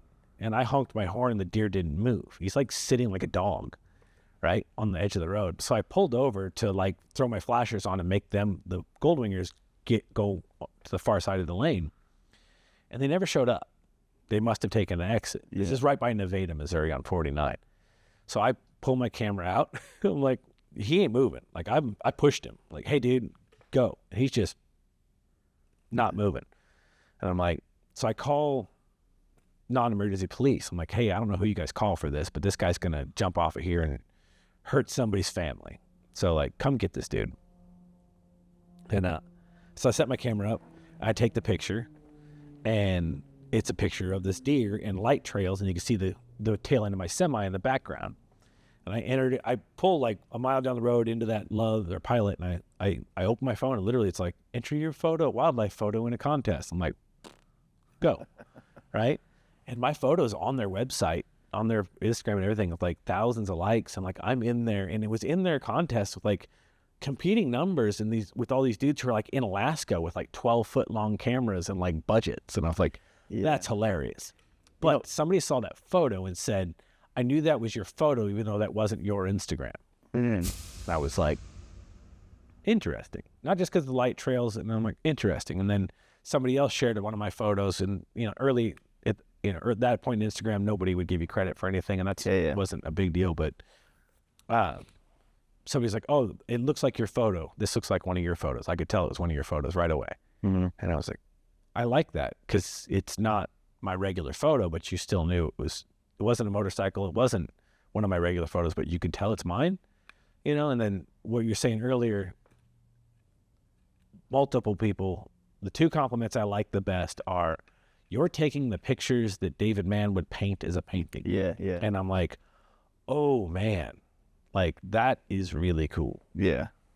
I really appreciated hearing that. And the other one is, your photos are lonely. There's a loneliness to your photos. Well, and I was I mean, like, well, I started it at probably the weirdest, loneliest time of my life. Living in that semi-truck was a fucking bummer. Yeah.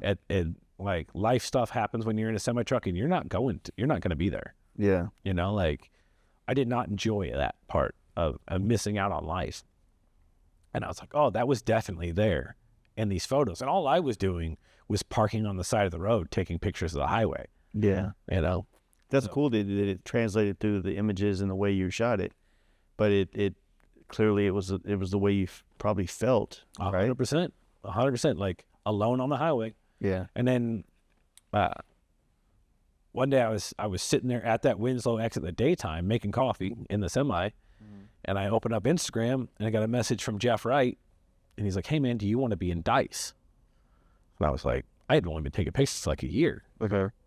So, and I was like, Jeff follows me? That's crazy. Yeah. Right? Yeah. And I was like, well, yeah, like I'm in a semi and I have all the Jeff Wright or the Church of FTW Co.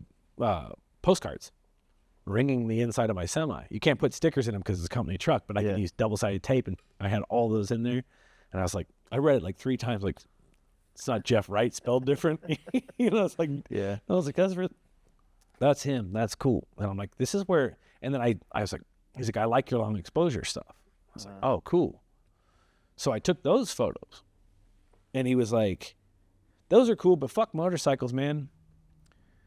Just give me all your truck driver photos. Like he's like, all your stuff hits me because it's life on the road. Like everybody has to travel, but you're only traveling. Yeah. And he's like, so like, give me life on the road photos. And I was like, oh, here. I got 1,000 of those. Yeah. You know, I got a bunch of those, and he ran them. And I was like, That's cool. it's What issue did it come out in? 86. I think I had that issue. I have to go back through that. It's the Church of Choppers issue. Like, Oh, he's okay. I know that one. Yeah. he's the, It's like not the producer. What do you call that? there's some. Yeah. Like he chose everybody to be in it and everything. It's also the most hated.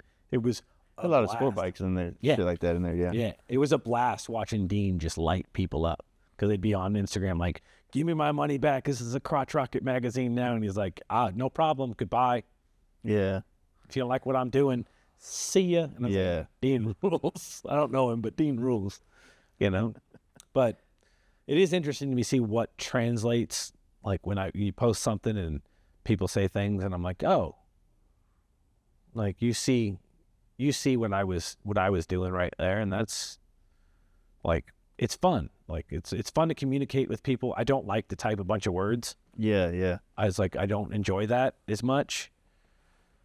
You know? It seems like you missed, which is good, the phase of this. If you kind of come in this generation of it, of like getting to the point where you feel like you always got to get a better camera, like your camera's holding you back, and I went through a phase. Not that it held me back, but I went through a phase where I was like, oh, the new Mark II's coming out. Let me see what that's about. To where I had to do that a lot, and now I'm at a point now where I understand it. I'm like, I can do it with this camera. I can do it with, the film or the phone or whatever. Not saying I can just like win every time, but like I'm not allowing myself to get into that phase of where I feel like I need something to be able to do the thing. Yeah, the gear acquisition syndrome or whatever they call it. That camera's big, and that's hard to just whip out a lot. Mm-hmm. So you talked about Ben Christensen and a lot of the dudes. My other buddy Josh, he does a lot of stuff for Harley. He does the 2-lane life stuff. He has a Leica. They do those Q3s now. They're huge files, like 50 or 60 megabyte files. They're fucking, which is really similar to what the Fujis are. I don't know if it's not the one you got. There's another Fuji that's kind of like a It's not full frame. It's it's crop censored. no, but it's what's the word for it though? It's like half frame. Yeah. Do you know what I'm talking about? Yeah. It's the XH1 or something like that. Yeah. H something. There's 2 of them, and yeah, like you need to have an external hard drive to own this camera. Yeah. And it's like, oh my gosh, like billboard camera. Yeah. So there's a part of me that's like, okay, well, that's the only thing I've considered, right? I've considered doing something like that, which I don't have the money for, but I have a great credit card for camera stuff. So every year I'll buy one piece of equipment and pay it off through the year. And then next year I'll buy another piece of equipment. So I buy a lot of lenses and things like that. And next year I'm like, well, fuck, maybe I should buy that camera if it'll help me shoot more, because I am not having to pull the big boy out all the time, you know? Yeah, I mean the crop sensor cameras are, as because every once in a while, like I didn't even own flashes until I tried to go to Mama Tried 2 years ago, and Fujis are not good in the dark at all. Like the low light is not great. So I got a cut to like 100s, Godox 100s, the little ones, and I got those, and it's a lot, man. It's a lot to learn how to use them, and then my photos don't look like my photos, so I was like trying to dial that in. I was like, I'm gonna use these gels so I can get light, but it doesn't. I can match the light to the light that's in the room, and those came with that. Yeah. And just learning how to do it, setting it up, and it helped with concerts, like Ricky's band plays and stuff like that. Like, I travel with that when I do my bike travels. I put that 100 in there, and if you get to a place, you get a badass sunset. Well, obviously, if you're shooting a sunset with your bike, you got the dark side, right? So it's like that feel helps create stuff, but it is like a weird one. So sometimes you'll be shooting the shot, but I'll just be stretched out way up here, or I'll try to get creative with another angle. And a lot of my stuff, but the problem with flash, I overthink a lot of shit when I do stuff, right? So I get into a phase where I haven't used a flash proper in a while, but I went through a phase where I only used a flash for like 2 years. And if I wasn't using a flash, I don't like those shots. And then I started shooting film a little bit, and then I wanted all my stuff to be more brighter and like less moody. And so the flash creates a lot of moody and separation. And I wanted everything to be like more film-like. So I started shooting a little bit more overexposed, and now I really haven't even had a chance to see what the fuck I like this year, because I haven't had a chance to shoot much, you know? See, I was afraid that my stuff was all moody to begin with, and without a flash, and then, which I liked. And it's like saturated in color, but kind of muted. Yeah. You know, but then I was afraid the flash would make everything look staged or too bright. But then, honestly, talking to Carrie and a couple other people, listening to interviews, and I'm like, oh, I take art photos, but I sent him a handful of art photos for a magazine, but he's a chopper magazine. So they want to see the detail of the motor. I sent him that. I sent him a hitchhiker fresh off the train with Davy's knucklehead. I sent him a whole series of those photos because, by the way, that guy walked up to this photo shoot in front of this malt shop place. And you know how it is. Every time you're at a gas station, some guy's like, hey, man, what year's your knucklehead? Yeah, and it's like, it's an Evo. You know? This dude, that guy, who I have no idea who he is, had been hopping trains and ended up right where we're at. Immediately walked up and was talking Linkert carbs and early Ireland nest builds. He was the one random walk up who had like chopper knowledge. It was amazing. No, those kind of photos, I love. You had a bunch of that stuff that have those older style buildings. Like you were saying, you don't want the signage to look so new, you know? That one actually is going to go in Jeff Wright's bar. Okay. There's a big one of those going in GT Lounge this year, I believe. Yeah. He's going to print it and put it up. But yeah, the flashes, but all the equipment stuff is interesting. But first of all, I'm limited by money. Yeah. I've got zero. So I got the XT1, and it's slow. But I loved it. I was using it today. We were at Pook's shop. Everybody's hanging out, drinking beers. And it's got the screen, the back tips up. Okay, yeah. I have the XT4, which they made for YouTubers. It flips out to the side. Yeah. So I can go like old Brownie style with the XT1 and be looking at my camera, and I'm not looking at you. Yeah. And it's my eyes that make you change your behavior. Yep. So I'm like, click, and it's cool.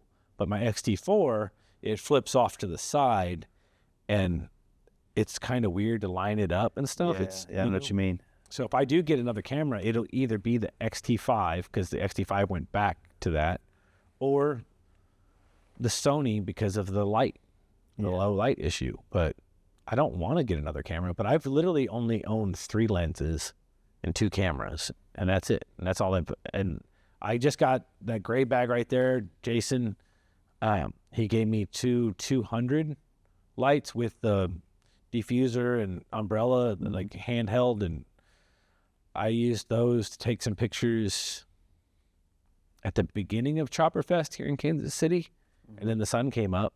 That's what he gave them to me for. And I'm like, I just took some pictures in the caves, and I used them to take pictures of them and in the caves, and I used that thing quite a bit, and it was very cool because it was soft. Yeah. It wasn't harsh, because the caves were, the David Mann cave painting, those are here. Yeah. And I drive truck in them. They're food warehouses and stuff. Yeah. And they're huge, like 1 million square feet in that one. There's 10 of them here in town, and that one is 1 million square feet of storage. So but I took some photos in there, and I used it, but I can't even, like, I go to like learn how to use some of the flashes and stuff, and they're talking, and I can't care. Like, I went to this dude's YouTube who's helped me a lot. Yeah. And he's talking tech, and I'm like falling over tired. Like, I don't care, dude. Yeah. I would really love you to show me how to do the one thing I want to do so I can go do it. Yeah. And that's just some people. Trial and error is the best way to do it. If you get the gist down, there's a nerd version of using that shit where you're pretty much pulling a light meter out everywhere, and you're dialing this one to, this over that. Man, there's one, TTL, whatever. You just turn the motherfucker on, hit it with, too hot. Let me just adjust this, just that. Yeah. You just it becomes like it becomes a square instead of a triangle, right? So now you have another thing to adjust to create something like that. I was walking around, Mama tried the day I got it, and I had never used it. Like the night before, I used it for like an hour. I was like, man, I gotta have these. I gotta try something. Yeah, to get these photos in the dark. And I was like, I gotta do this. So I got them. They showed up like 2 days before, but I worked, and I watched the videos and I used them. And I'm walking around like a jerk, dude, just lighting up people with this big ass flash. My camera's tiny, so it's tipping over. Yeah. And oh my gosh, Liam, Chopper Chug, walks over to me and goes, "What is that? A Leica?" Or whatever he asked me. He asked me something about my flash or my camera, and I was like, "Oh, it's this and this." I was like, "I just got this thing. I'm learning how to use it." He's like, "Well, my booth's upstairs. If you come up there tomorrow morning, I'll walk you through it. Like, I'm trained on all that stuff." I know who he is and what he does. Yeah. So I was like, "Cool, man," but I wasn't gonna take his time at the show to give me a little class, You should. I mean, if he offered, then he'll do it. Oh yeah, for sure. But I was just like, I was just walking around the bar, blowing people's eyeballs out like ass, dude, like ass. If you did that, I would be. If we went together, and you did that, I'd be like, come on, dude. And I was like, I told myself I got to jump in both feet. You got to do it, Like, honestly, man, if you're carrying around and you act like you're supposed to be there, most people dig it, because like Bobby, I was telling you that Mr. Photography, that's his gig. He goes to places, he carries a big flash around, and he's like, you want to get, and then you get the poses, right? Okay. If you're trying to candid a lot of stuff, that could be where it feels a little invasive, right? Yeah. I was trying to bounce it. And just get the room a little bit of light to catch like silhouettes and just enough to where there wasn't blur, but I'll keep going. I'll keep learning on it. It's another tool, you know what I mean? Yeah, it's when you shoot in places like this, when you want to create a vibe and you want to control everything and not have to edit it as much, then the lights come in handy. But they get kind of complicated when you're like here, and like I want to start shooting more models with things, and that's where I'll definitely use more flash to kind of, because more so to kind of like light the bike, because the bike is shiny and reflective, and you don't want the skin of a woman or anything to be that way. So you got to find a way to balance all that shit Those out. cave photos, that's what shocked me. And same thing. I've had luck. Like my friends are very cool. Yeah, yeah, My friends are very cool. It's very easy, like, to get pictures of Mark or Ricky or Kevin or Morgan looking good on their bike. They curate their whole lives. They're art-oriented people. They're punk rockers. They're artists. They're designers. You know, so like they make an effort all the time. You know, so I'm like, I've been really lucky, and then I'll try to get a picture of somebody who wants me to take their picture, and it's no good. And I'm like, oh, and my daughter, same thing. My daughter's done some modeling, and I've took her picture plenty of times hanging out, and she always looks great. But she also knows exactly where to put her hand and her arms. She just does it instinctively. And so now I'm trying to learn the language to direct people. So a while ago, my wife was like, I like this your mom's chopper chick. You know, I'm talking about the sparkly bike. Mm-hmm. I was like, I like her. She seems like she's having fun. I was like, cool. She lives in Des Moines. It's like, hey, if you ever make it down to Kansas City, I want to take your picture with your bike. Because I kind of I have a soft rule of I'm not on a journey to take pictures of women on bikes. Yeah. If it's a woman who owns the bike, I'll take whatever kind of picture she wants. Mm-hmm. But there's plenty of dudes taking pictures of hot chicks on motorcycles. Yeah. And it's not my thing. If somebody's going to pay me to do it and it's like a production thing, cool. Yeah. If it's happening and I'm there, cool. I'm not like, hey, that's dumb. Yeah. I'm just not going to set that up. That's not what I'm on a mission to do. So I was like, hey, if you ever want to do it, do this, just hit me up when you're in town. And she was like, oh, heck yeah. Yeah. So her and her dude came down after I had done a couple of videos of me riding in the caves and stuff. And after Chopperfest, she said, can we go in the caves? And I used those lights and took her pictures. And I didn't know what she was going to want to do. And I was like, I don't know, man. Just kicking around ideas. It's like moon rocks looking down there. I was like, maybe like it's all sparkly. Like, I was like, maybe like Barbarella. Remember that? Yeah. I was like, maybe like a Barbarella type thing. You know, because like you're a girl, it's sparkly, it's like moon rocks and 70s disco. Like, I felt like we had three things that would be the thing. And when she showed up and he showed up, her dude Mike, and he's got a cool shovel head. And I took the pictures on that Central Street Bridge, and we did some riding around, and we came here, and we went to the caves the next day, and I took their pictures of her on his shovel head and pictures of her on his bike. And I don't like to give credit to equipment, but Jason gave me that light, that flash with the umbrella with the diffuser built into it. Yeah. And it has a gun handle that you can mount to a tripod. Mm-hmm. And I don't even have to edit them. Yeah. She's a real pale lady. We're in the dark, and I used a flash, and my regular edit. And I was like, show my wife, show my daughter, my best two helpers with this stuff. I'm like, what? Because, you know, like guys, we don't see half of it. Yeah, yeah. They're like, you know, like they'll be the first to point out, like, hey, she wouldn't like that. You know, this person wouldn't feel great if you posted that. And I'm like, because what? And they're like, because of this. And I'm like, oh, but the picture right next to it is fine. Mm-hmm. You know, but the point is that soft light from that flash, it did it. Yeah. I credit to that equipment. Thanks, Jason, for hooking me up, because that made that all possible. And I took it all in there on the back in my Mad Squirrel nutsack on the back of my chopper. It all fit in there. And I was riding through town with a whole lighting kit and did a whole photo shoot in the caves. Like, this is so fun.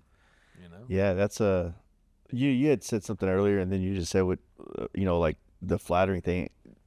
When you take a picture of someone, they like the photo of them, it's really, you got to give yourself a little bit of credit, because you're seeing them and you're like, that looks badass.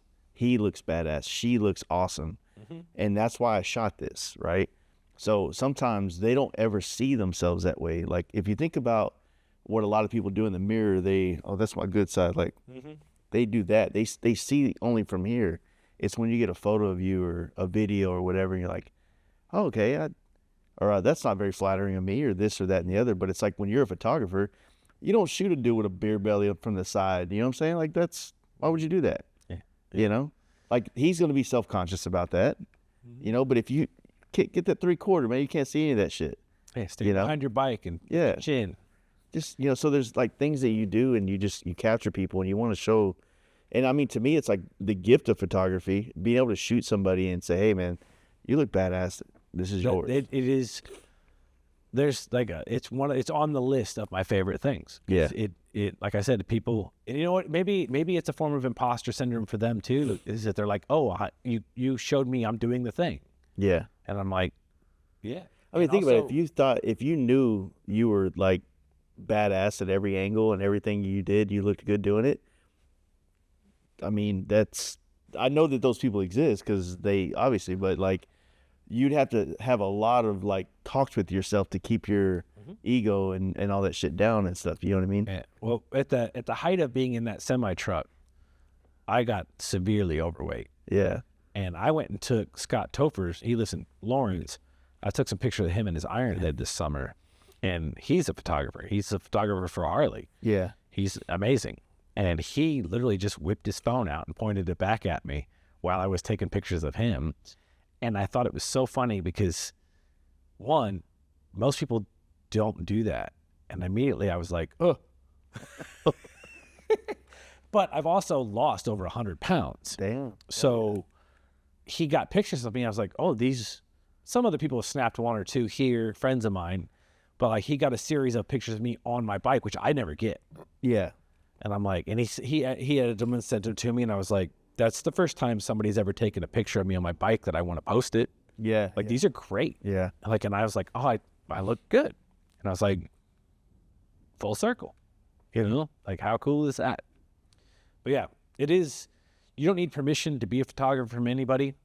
Nobody could take it away from you. And I do think, yeah, like the motorcycle gatekeeping thing, I think it's important because I don't want to see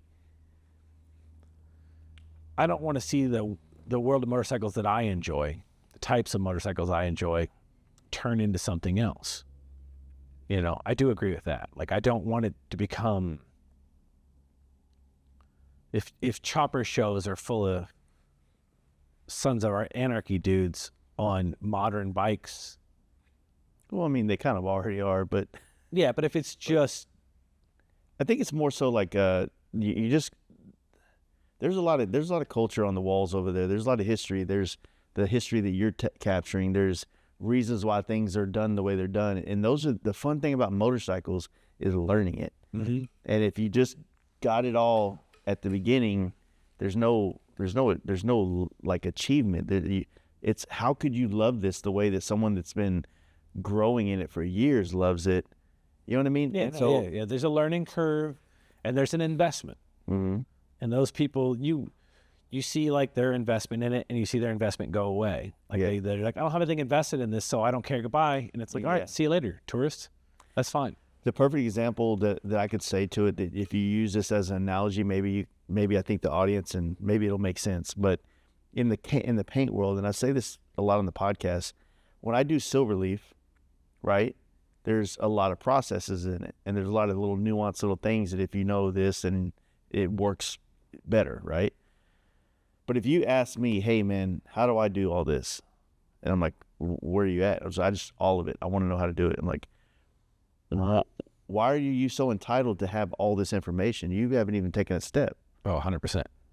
But if you ask me, hey, I'm at this point in my journey of learning how to do this, and I'm like, oh, what you want to do is this. See, you just showed me that you put in effort and energy and time into learning this craft. Therefore, now there's not a gatekeeping thing going on anymore. Yeah, you're communicating on a different level. Yeah.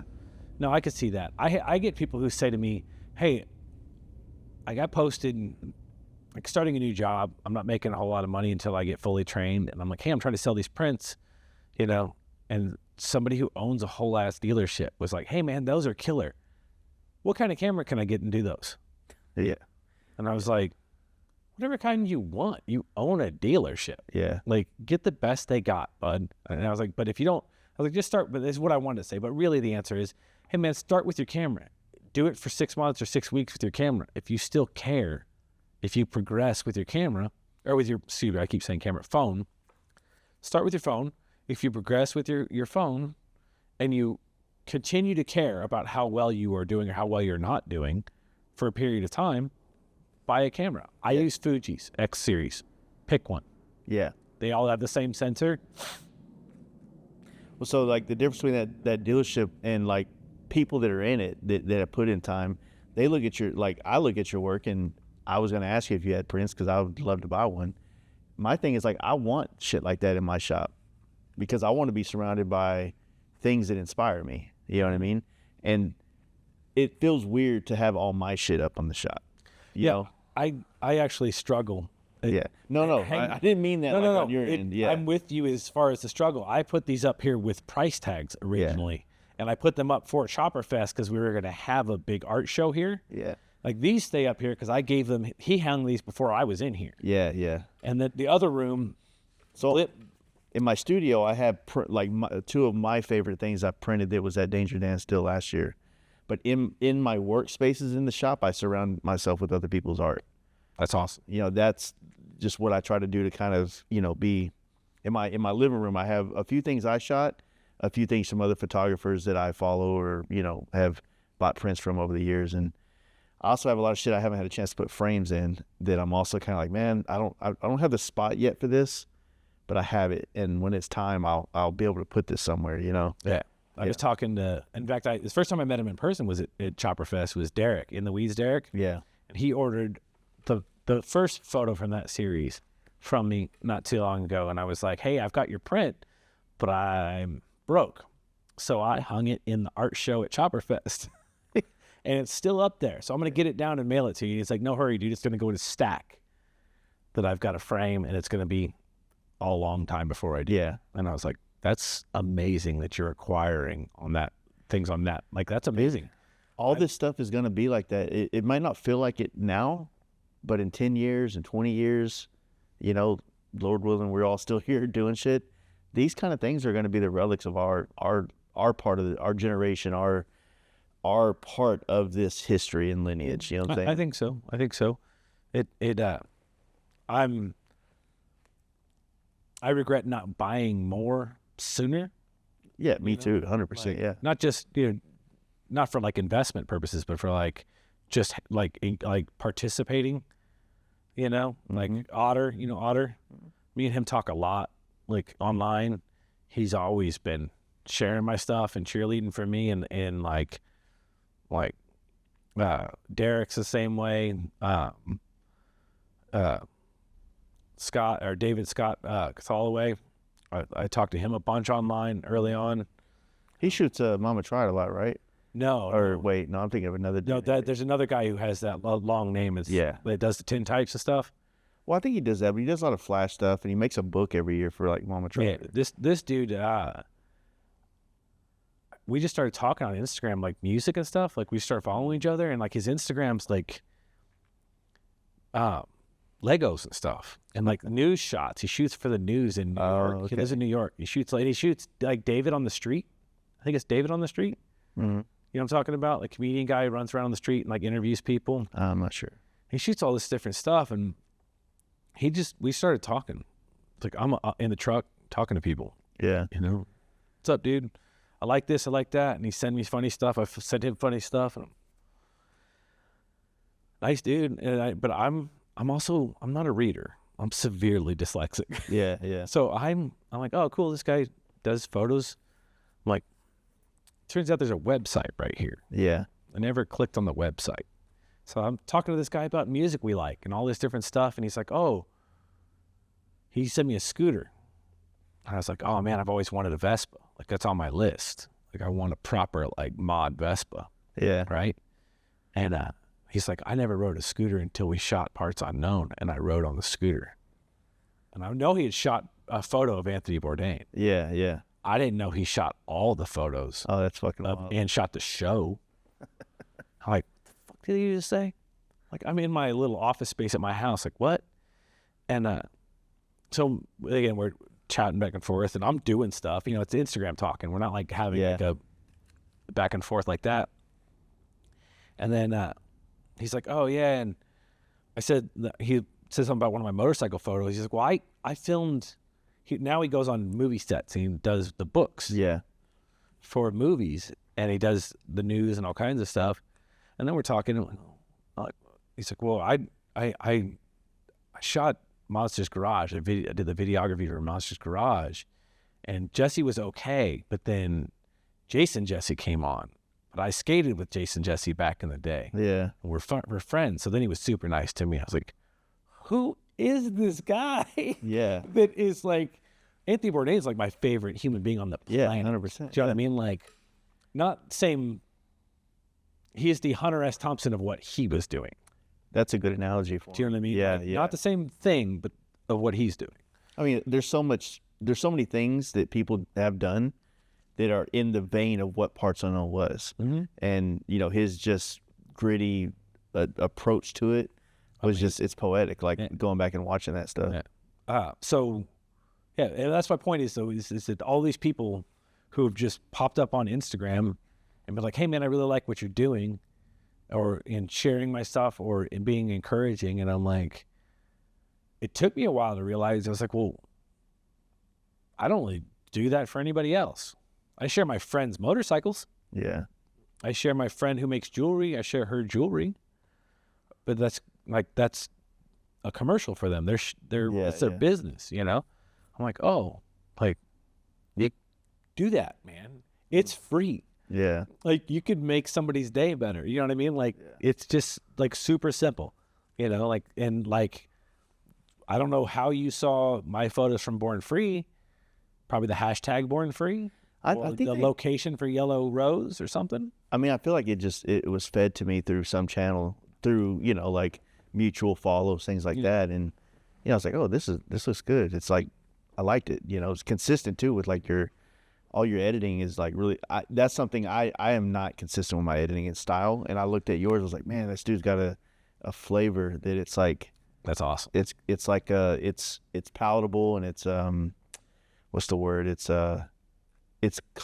cohesive. Yeah, I think is the word. I struggle. That's what I was saying about people who do digital photography.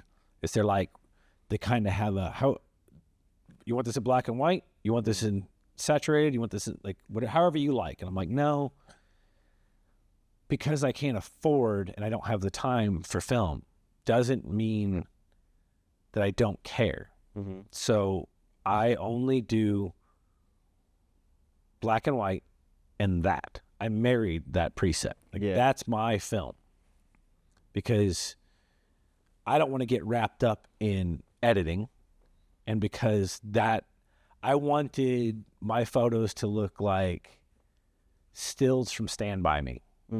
Yeah. So if you ever see my stories, I'll do like I'll take movie clips and I'll put them in my story, and then I'll bury them with photos. So you hear the audio from the movie, but you're seeing my photos. And that's usually how my brain works. Like, and every once in a while, somebody will be like, they will comment like, hey, this is like Stand By Me, or this is. Yeah. I'm like, so when I got the flashes, I wanted to, if you watch Repo Man and you watch No Country for Old Men, when they're in the hotel room, and there's a really good breakdown on the lighting on YouTube. When I got flashes, that's one of the first things that I watched, and I'm embarrassed because I can't remember his name right now, but he's the videographer for the second Blade Runner. It's like Sir, I'm not going to do it. It's not going to show up, but he's a famous cinematographer, and he explains the lighting and how they had to. It's in a small hotel room, and the car lights outside are really like, whatever the letters are, 1700s. It's two light cannons. Yeah. To light him from this direction. And when the doors open, Tommy Lee Jones is standing there, and he's lit all cool from one side. And then Anton Chigurh, the character, is sitting on the side of the bed and they used a lamp, but then the lights from the other thing, the windows. I'm like, I want to do that. Yeah. But those three styles are three things that I'm interested in achieving. But it does, without having a goal, it does become this like, I snapped a picture and who cares? Mm-hmm. However you want.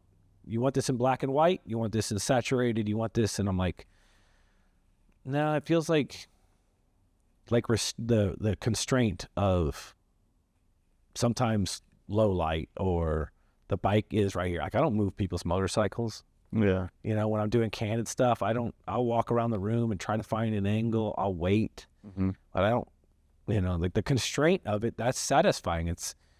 And like, I always say, like, it's the science of the camera that you learn, but then the lightning in the bottle for me is waiting for you to do the right thing or me doing the right thing. Like, Yeah. I lined the riding shot up. I made he's just riding down the road. Yeah. Yeah.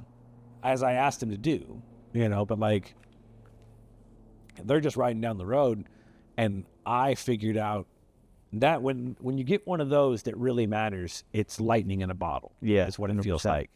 You know, like even the one below it, Pook and that's my buddy Nate doing a chopper chug on Pook's new bike, and I literally had to say excuse me to 3 people. This is out front of here. Yeah. In a fundraiser that we did.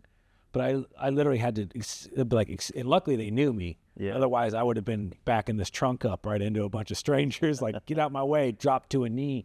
And I got the picture just in time because they were threatening to do it. And I was like, get in there. Yeah. You know? And that's one of my favorite pictures I've ever taken. So.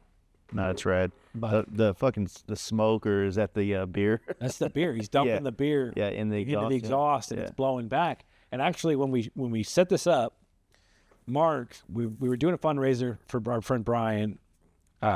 He's got cancer for a second time, and we're like, okay, let's do this fundraiser. And it was amazing. That part of it was really amazing as far as having everybody show up. Man, every tattoo shop in town, every bike shop in town gave something. We raised $8,000 in 3 hours.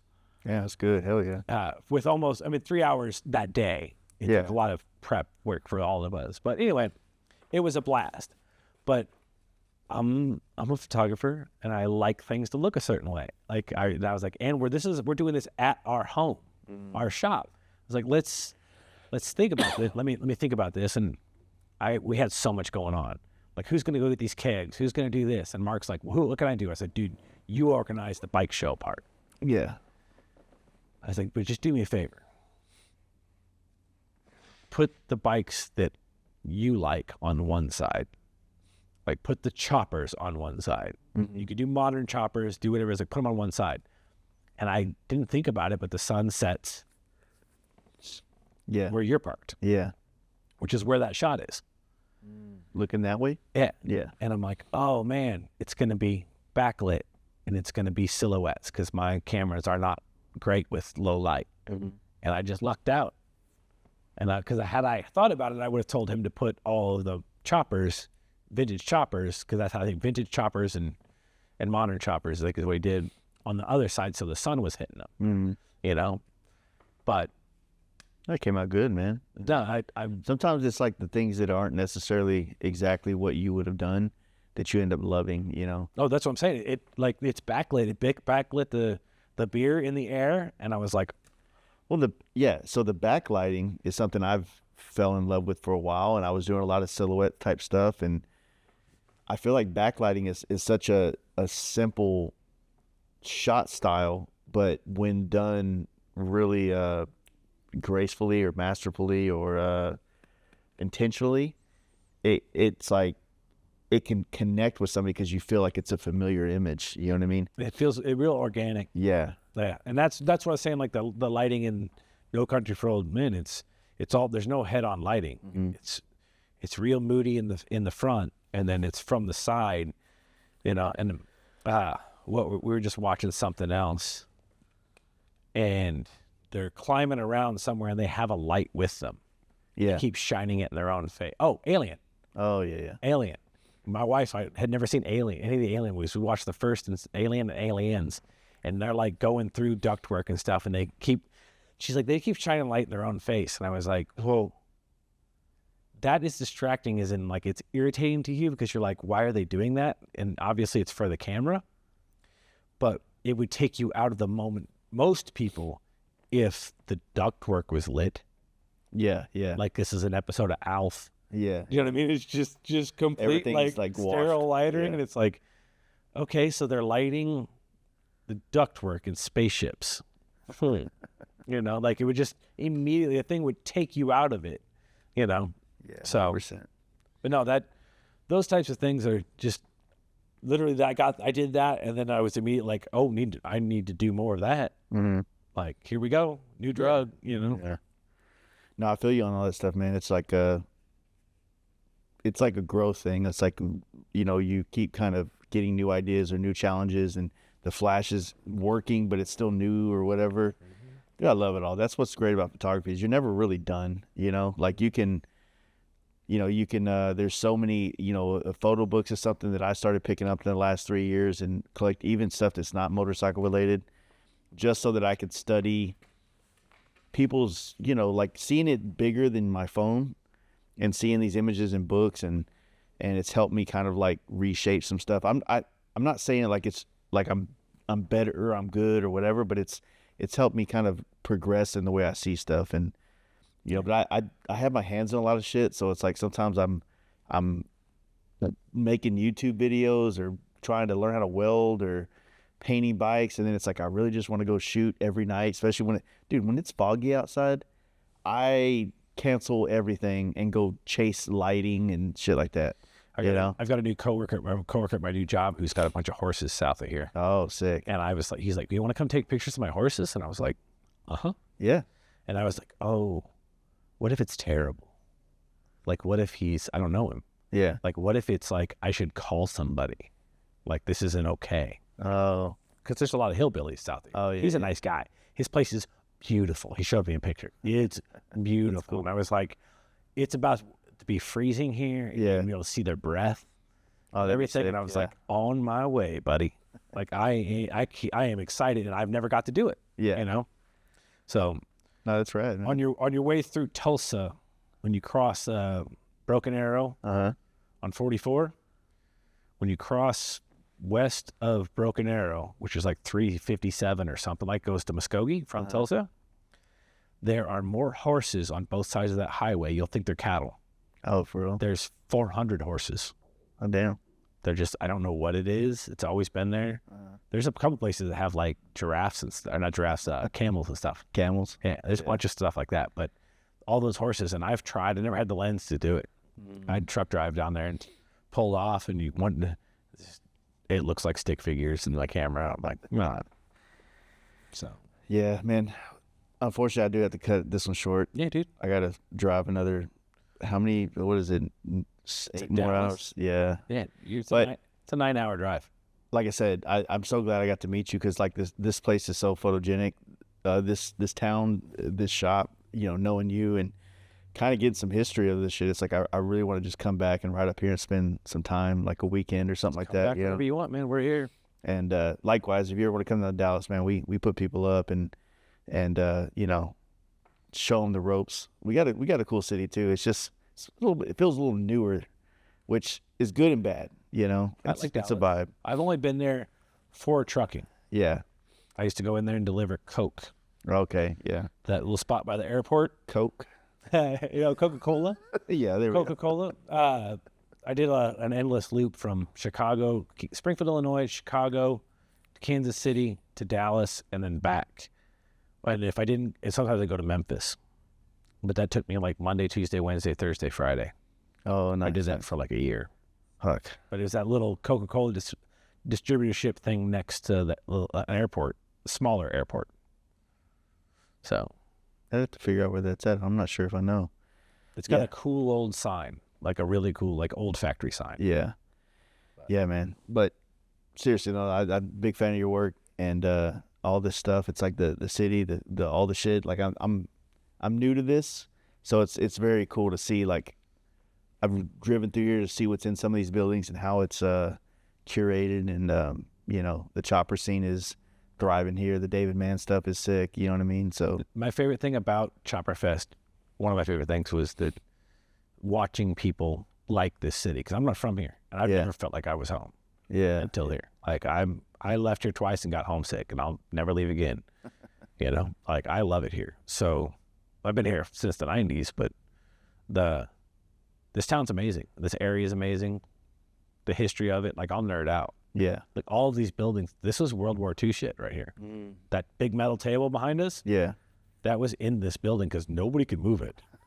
But that they made B-2 bomber stuff in these buildings. If it's got the Quonset hut shaped round building on top, this is an add-on later.